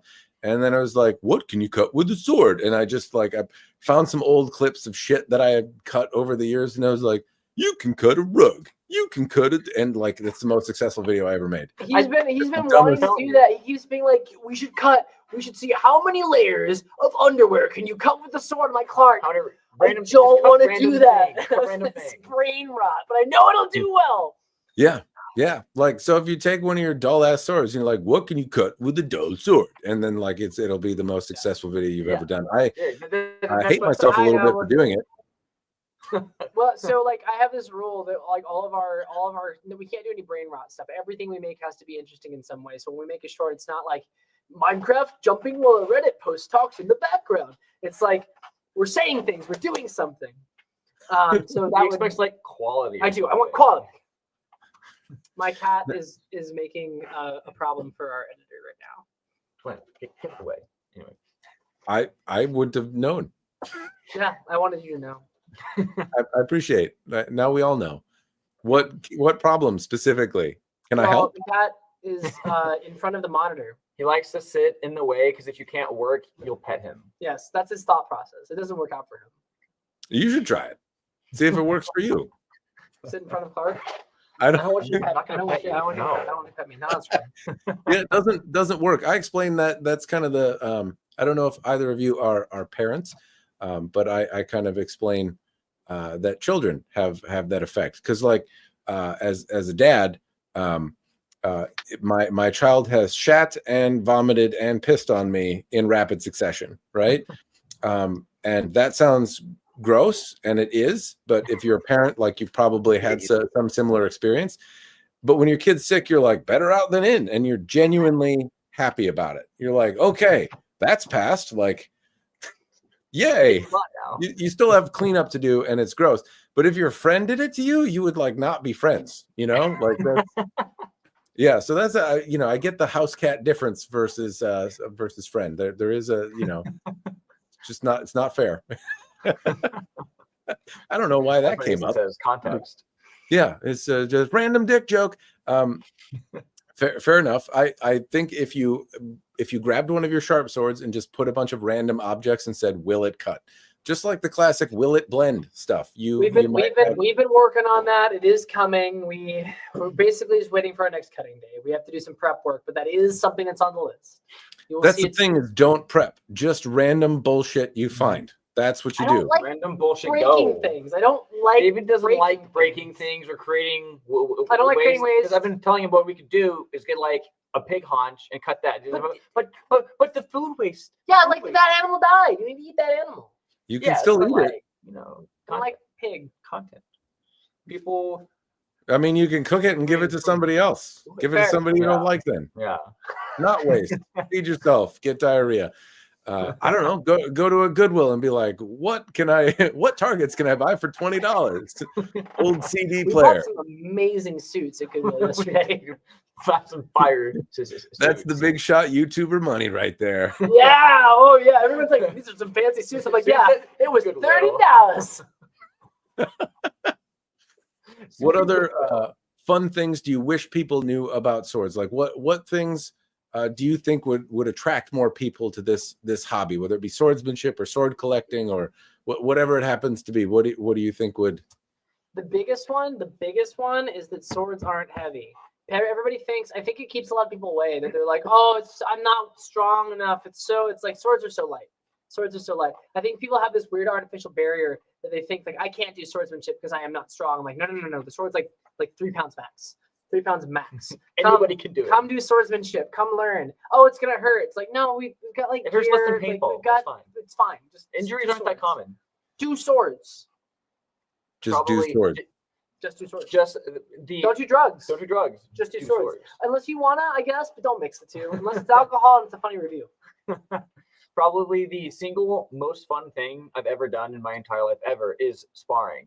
So yeah, for me, that's why I keep doing it, because it's the single most fun thing I've ever done. And apparently I'm one of the crazy people who, because there are people that do sparring like, not for me. I don't understand that. I don't get it. I can't understand. So I think everybody should spar because it's the most fun thing you could ever do. And I cannot comprehend the fact that some people don't agree with that. But everybody should spar because it's a lot of fun, and everybody should spar because I get to fight them after that. So everybody should do after that. Like you're like, oh, we're done sparring. Fuck you. Like, yeah, exactly. That's how it goes. Well, if you don't spar, I can't fight you. If you do spar, I can fight you, and that's fun. That does. So everybody should do swords because sparring is the most fun thing I've ever done in my entire life. Have the reasons that you do HEMA the way you do changed over time? Like from when you started to where you are today? It's always been just because it's fun and I like hitting people and getting hit and just like that dynamic of sparring. The reason I'm still doing HEMA right now is because the very first day I showed up to a HEMA class, they handed me a sword and I fought the first day. That's why like I've never done Kendo before this, because like you have to learn everything and do all the steps. And if I'm not doing that for like work, I wouldn't do it because I didn't have enough time to like put in that much work. HEMA was great because I showed up, they handed me a sword, and I was fighting people the first day. Well, I think the reason for that, and I think this is the problem with the cultural problem, is Kendo is established. We know what it is. We know it has a prestige to it. The same with Olympic fencing. You're not going to fence on your first day. There's this established, this is a real thing. It is a sport. It must be taken seriously. HEMA is this weird LARP thing that nerds do. And like anybody who's getting into it is a weird nerd. And so you can't expect them to show up. 90% of the people are going to show up and be like, I've never moved before, but I saw Game of Thrones, and I want to be Ned Stark. And so you've got to give him a sword and let him do the thing. You can correct the issues later. You've got to get him hooked and get him coming back. But with like Olympic fencing, there's enough of an established thing, and there's enough other people. That guy shows up, and the instructor's like, "No, go away. I don't need you." But we need those people in HEMA. It's small, so our standards are a little lower, but a lot of those people, that's the cool thing. Like a lot of those people who come in and do that then become like amazing, right? Like not all of them, but you know, you'd miss that person otherwise, right? Yeah, because like I also think that sparring is probably the best way to learn a thing. Like you don't study baseball for 6 months before you play baseball, which like can't help. Like, I mean, this isn't to say that like doing it that way is bad or For wrong. us, this is how it works. Learning it the right way, of course, is always better. But for me personally, what draws me in is I learn best doing the actual thing, because that's just like doing it myself is always the best way I learned. And that's where the joy of the art for me is, in that combat, that sparring of other people. And so that's why, just because it's the most fun thing, and it has never been less fun at any point. It continually gets more and more fun because I can do more things, or I can try other things, or I meet other people that do things. I can travel around. It's only gotten more fun, and I don't think that'll ever change. It's like the best video game ever. There's more content that keeps kind of like you get, like you never get, like it's, I don't know, it's the coolest thing ever. You get to go do this cool thing, and it's always different, and it's always interesting, and it's always, I'm sure it's what people who play sports and like do sports are like. It's like never, and no game's the same, right? No two baseball games are the same. I don't get it. I don't understand ball sports at all. Team sports never got it. This is good. It's like me and that one guy. We're gonna hit each other. That's how we can spar 5 nights a week, and we don't get burnt out, just because it's the most fun thing we've ever done, and we love it. When I was in Filipino martial arts, it was a little bit more active like that. I used to do jiu-jitsu and Filipino martial arts and judo at the same time. And they were all very, very active. And then age, I guess, that like, it's a little harder. And like, I felt like I would go to work and like have to explain Fight Club. So, we do get some that's interesting the best part, bruises. is explaining, like you'll show up and your thumb is mangled. Or you got like a giant, you'll have like bruise, this like, giant right mark here. here. But like, what? What's that? You okay? I'm like, yeah, I got hit by a sword. Like, what? You got like, well, I'm colorblind, so I can never see it, but I've always got bruises all over me. I was like, what's that? What's what? That bruise. Which bruise? Like, what's wrong? is that why you got so many tattoos, just to cover up the bruises so people? No, I couldn't see the bruises, so I didn't care. Yeah. There was a question earlier about your tattoos. Yes. Somebody was asking what. I see you got your channel logo like all stuck on there too. Oh, you forgot which side. That's the. If you have to change logos, do you paint over it? It's mirrored. Yeah. If you change logos and you're like, oh, I need to update it, does that mean you have to like get it changed? No, because it's not actually my logo. It's just the Sellsword with the thing. I didn't put Sellsword Arts. That's the channel. So this is it's what do we do, Clark? We sell our swords. We sell our swords. We are Sellswords. We travel around, we fence with people, and we do swords as a living. So that's kind of what the channel is about, right? Like I get to do what I love to do as my living. I'm a Sellsword. So it's less the channel logo. The channel is part of the thing, but it's less the channel logo and more like a mindset. I gotcha. Always on that sword grind. That Sigma male grind set. Sigma male mindset. Was that a story you made after you changed the logo the first time? Sorry. This is the second logo. Yes, I did go with that one. It's like, all right, that sounds like something I'd say if I changed my logo and it was different now. No, I waited. I absolutely waited.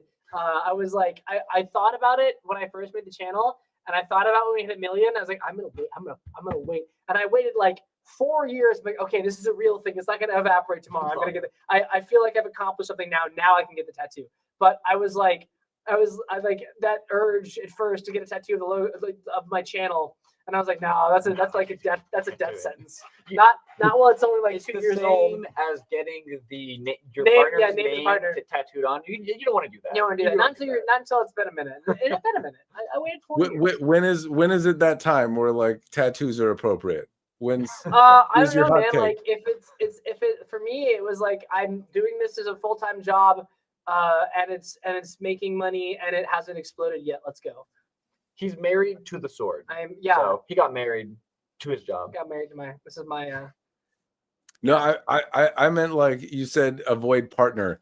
Totally not related to sword content here. I'm just what you said, like don't tattoo your partner's name on you. That's a Oh, I don't know, I'm just wondering like when have you been in long enough where you think tattoos are safe? This is your when they're dead.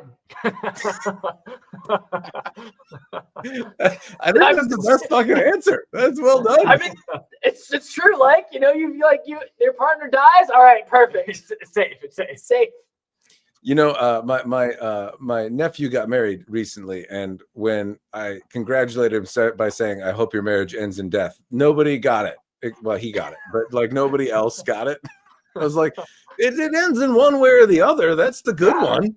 What's the problem? Ending in death is the best case. So that's the parts in the freaking thing. Yeah, death is the best case. Like, what do you mean? None of us are getting out of this alive. It's death or divorce. That's the only way out, buddy. Like, what I gave you the good one.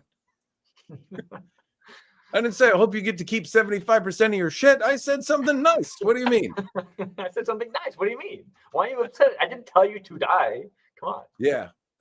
Well, as I'm sure many YouTubers are, I miss a lot of good opportunities to shut up, as I'm often told. So that seems to be a thing about talking into a camera, as you get pretty used to saying stupid things. What cuts, incidentally, on that note, have not made the floor? Where you said something, it was funny as hell. We were like, oh yeah, no, I definitely can't put that. You can talk about it here. We are a PG channel. We can't curse. 13, right? PG, yeah, we can say butt. No, we can ass. We can say damn, and we can say bastard. We can't say those are the only curse words we're allowed to say. We can do innuendo, but there comes a point where we can't we can make dick jokes, but it can never be like penis or dick or whatever. We've got to we can push the boundaries, we can't go too far. So there's been times when one of us is like, that's something wrong, going, fuck, and it's hilarious. Or like something goes wrong, somebody says something insane, and it's like, man, that'd be really good. We keep making a joke about making another channel called like Only Swords, or like Sellsword After Dark, or like Smell Sword Farts, where we put all of our dumb shit on it.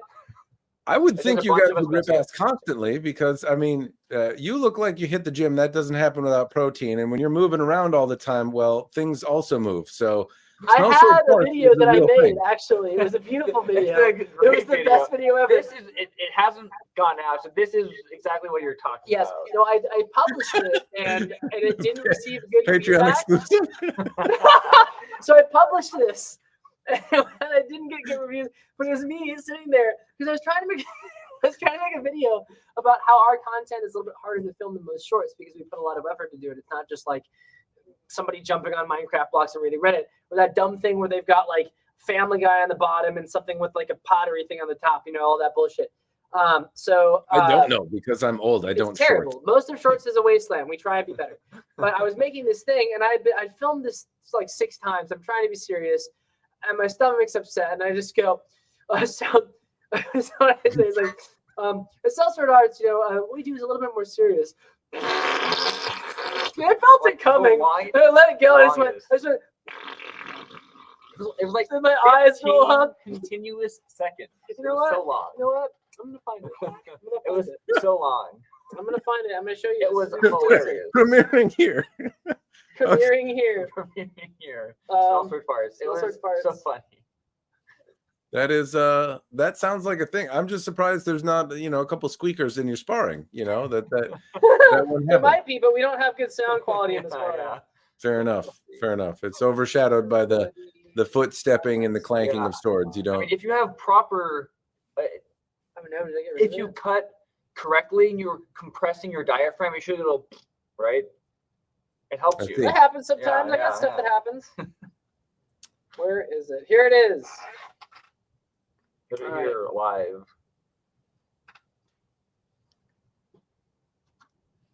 Oh, no audio, but it's on my headphones. Hold on. I got this.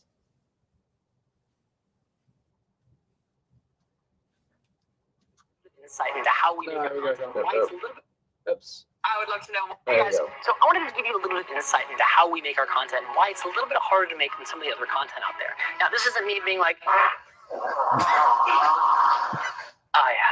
Hey guys, so I wanted to give you a little bit of insight into how we make our content and why it's a little bit hard. Especially the it's funny. Maybe I should just repost that. Like, it didn't do well the first time, but man, it was really fun. Oh yeah. Well, I felt it coming, and I'm like, yeah, whatever. It just kept going. That is the kind of thing that hits the cutting room floor. Yeah. Are there that is exactly what I had hoped would happen. That I would imagine that like as you're going back and forth as a duo, that it's tough to like you probably say some stuff that doesn't work out, or that you make some joke that you're like, oh wait, I did not think that through. That I should definitely not say. Yeah, every once in a while. Yeah, it happens. We're pretty good at being, because we also live stream. So we're pretty good at not like, we don't do a whole lot of like off color stuff that wouldn't go in. We're trying to make stuff, but a lot of like bloopers of like us saying the same line wrong 17 times. Like, what was it? The Sellsword, was it Sellsword Sword News Show? That's it. Perfect. The Sellsword Sword News Show. Sellsword Sword News Show.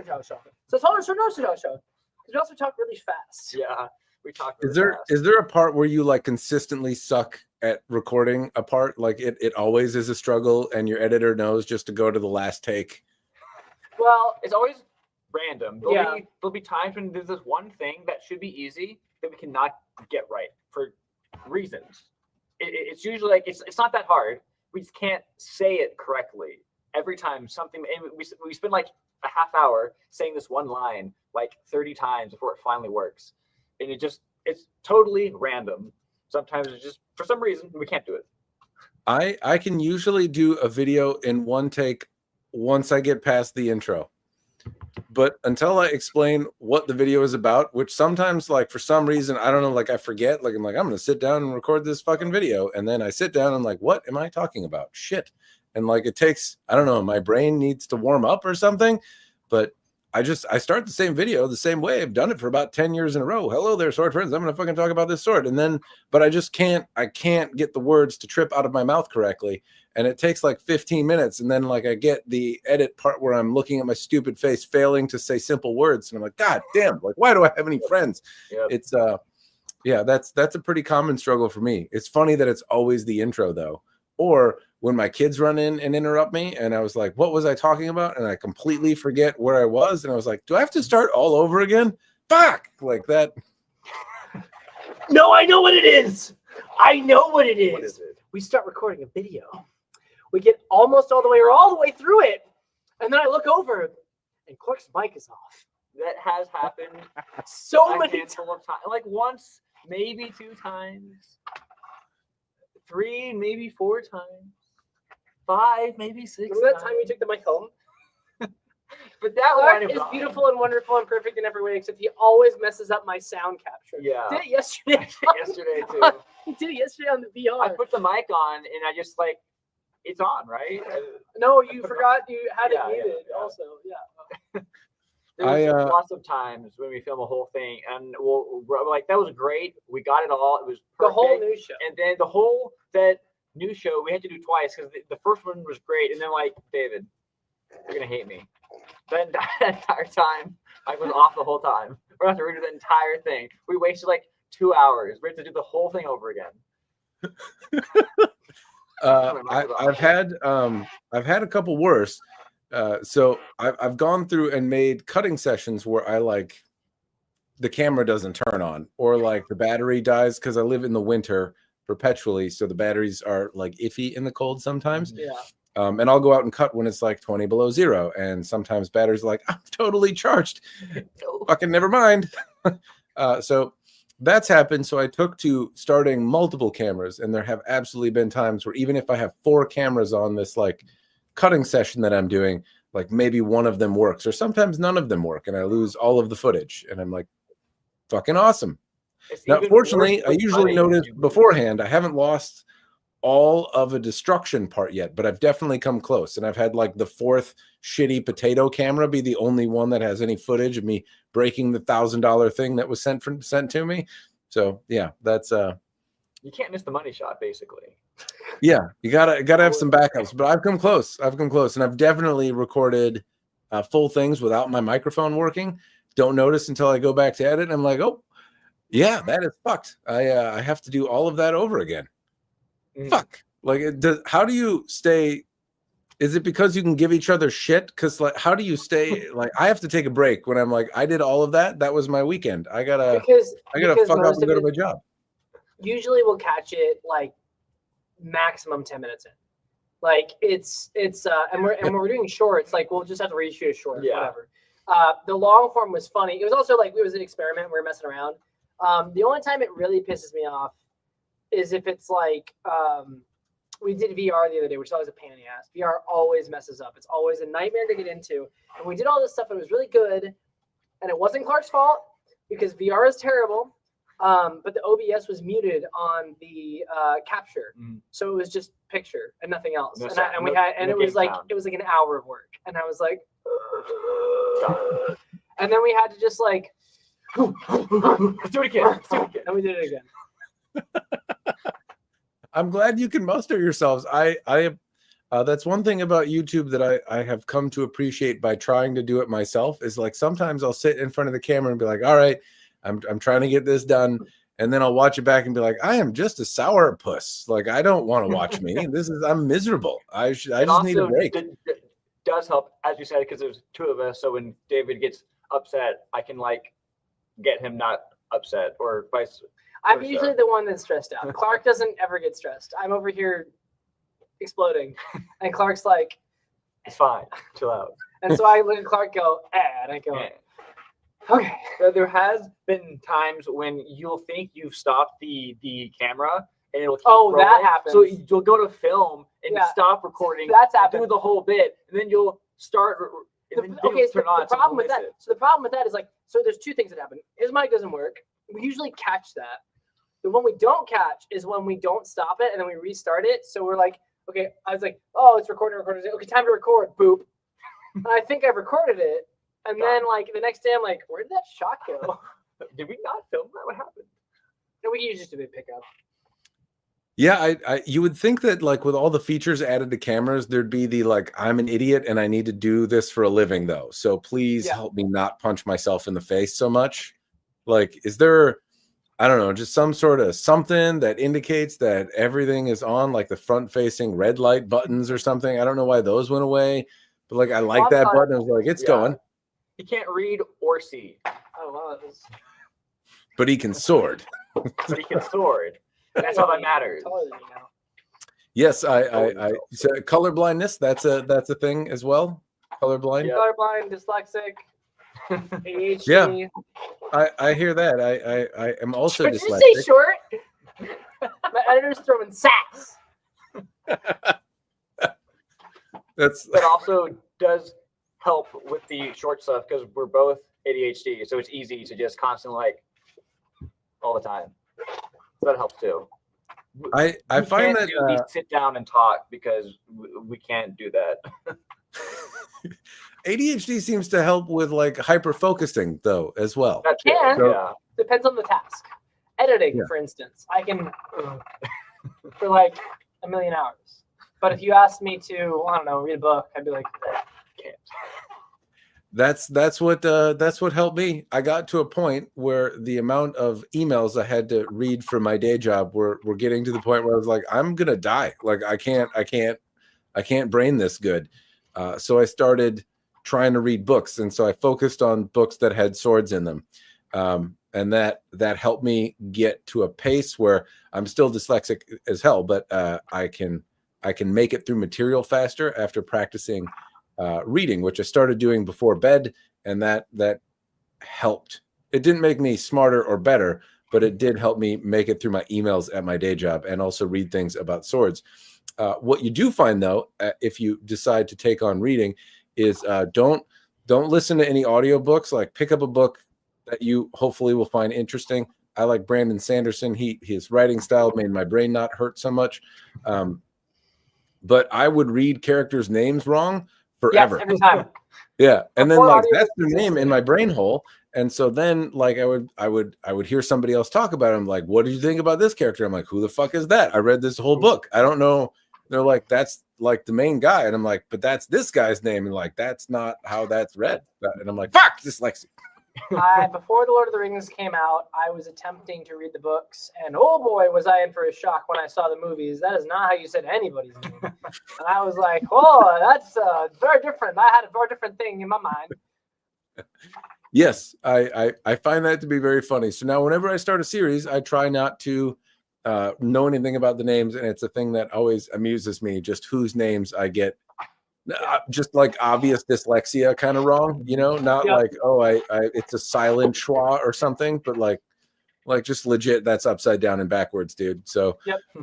yeah, Luckily, no, I don't have that problem because I read a lot.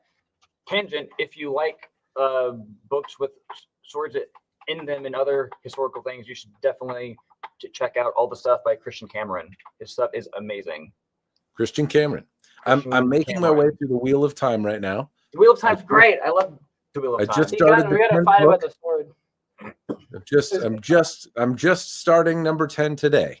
I finished number 9. Yes, and I'm balls deep in the Wheel of Time right now, and I have and it's been a little bit of a slog, a little bit. Yeah, how long? Usually a Wheel of Time is like a 1.5 year long commitment. Yeah, a little longer. Slow For reading, us, yeah, Because be I sensitive. got so I also listen to a lot of audiobooks, like when I'm driving or doing a monotonous task like laundry or something.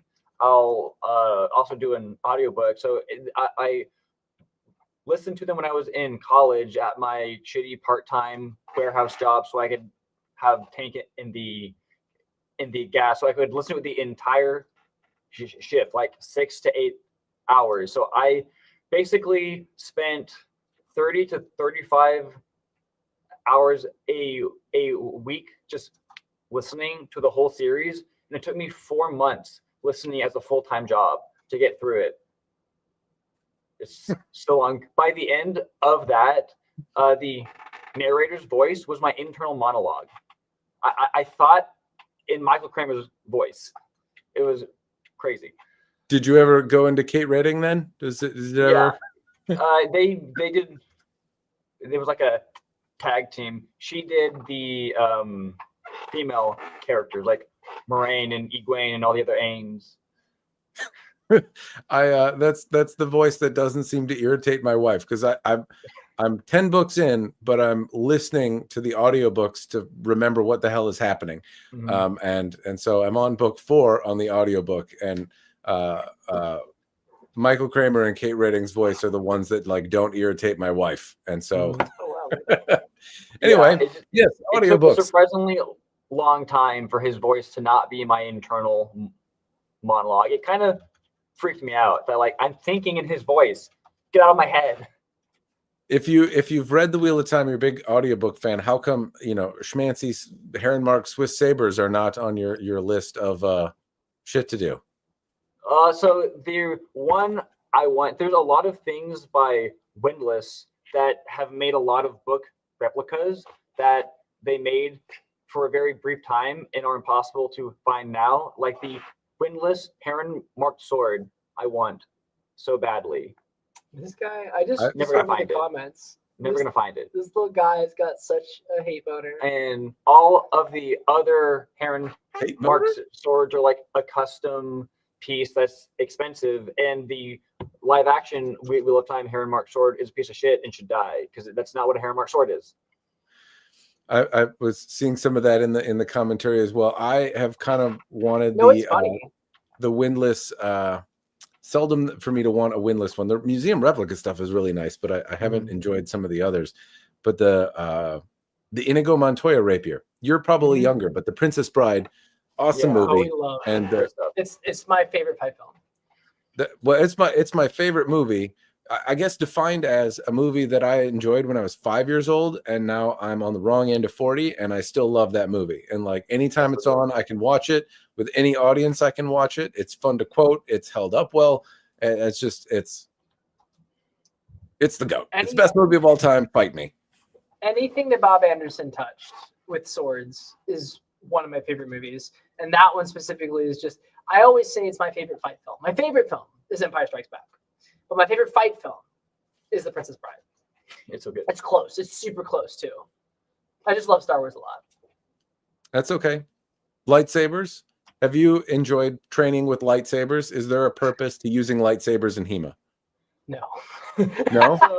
Lightsabers are great. Lightsaber sparring, and it is a very different game because you can't actually like static parry anything, because it'll just like slide down and hit your hand. You have to like actively beat it off.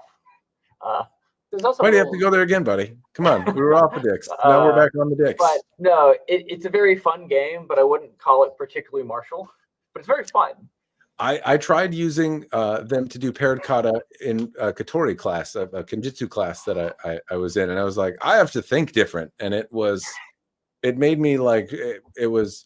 If you've done the same repetitive motions thousands of times, like it really made me think differently about them. Like if you've ever tried to do like a paired drill but backwards, or mirror it or something like that, just to reinvigorate the practice that you're doing. Lightsabers did that. It wasn't something that I would do every day, but like once a year, like today you use a lightsaber for class. Figure it out. That's pretty fun.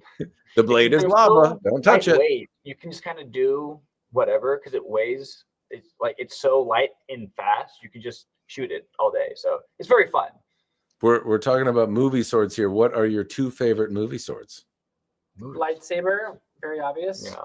Lightsaber and other lightsaber. That's yeah, no, lightsaber. It's not a movie sword. That's a video game sword. The Witcher Silver Sword probably is my favorite. I mean, it got a live action thing, and they changed the sword a little bit, but it's kind of there. I get why they did it, but also disappointed. The game gave such a good recipe for success, and yes, it did. Disappointment. I have not had this comment before. Some person. Disappointment is a $5. Nerds carry on. Nerds carry on. That is our kind of comment. That sounds like we get that comment every day, multiple times a day. This is probably my favorite. It's not a film sword though. It's not a movie sword. No. I'm cheating. But this is my favorite. It should have been. God damn it! That should have been. Now, to be fair, in the books he doesn't carry 2 swords, so I get why.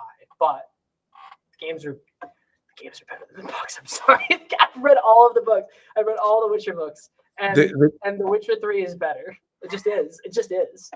I have not read the books, but the game, being an old guy, I don't Twitchy game well anymore. And I know I'm not that old. Like I still, can see out of both eyes. I'm not sure. I'm not that old, but I can't do the Twitch games so much. So the Dark Souls games where you have to develop some sort of like competence with the how you maneuver the character in the game is tough. And The Witcher wasn't like that necessarily. But anytime I pause and have to go away for a week, like those games murder me because you're like, hey, I made it to a certain point. And then I took a break, forgot how to move left and right, and now I just die. And this is destiny. I've accepted that I'm over 30. I put everything on easy mode. I don't have time. I'm getting good with the real sword. I don't got time for none of this video. I touch grass. I don't need it. I don't need the street cred. So I just put it on the easiest mode. And I'm like, absolutely. I play video games to be a god and to slay mortals. I don't play video games to be skilled.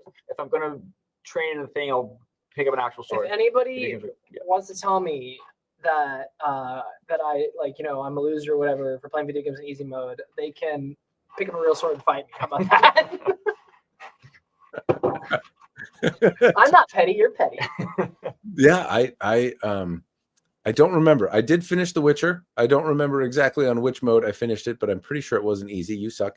But it was one of those games. I finished it on easy. I finished it on normal when I first played it. On my 3rd replay, now that I'm over 30, now I'm on easy mode. I put in my time. I did The Witcher on normal mode.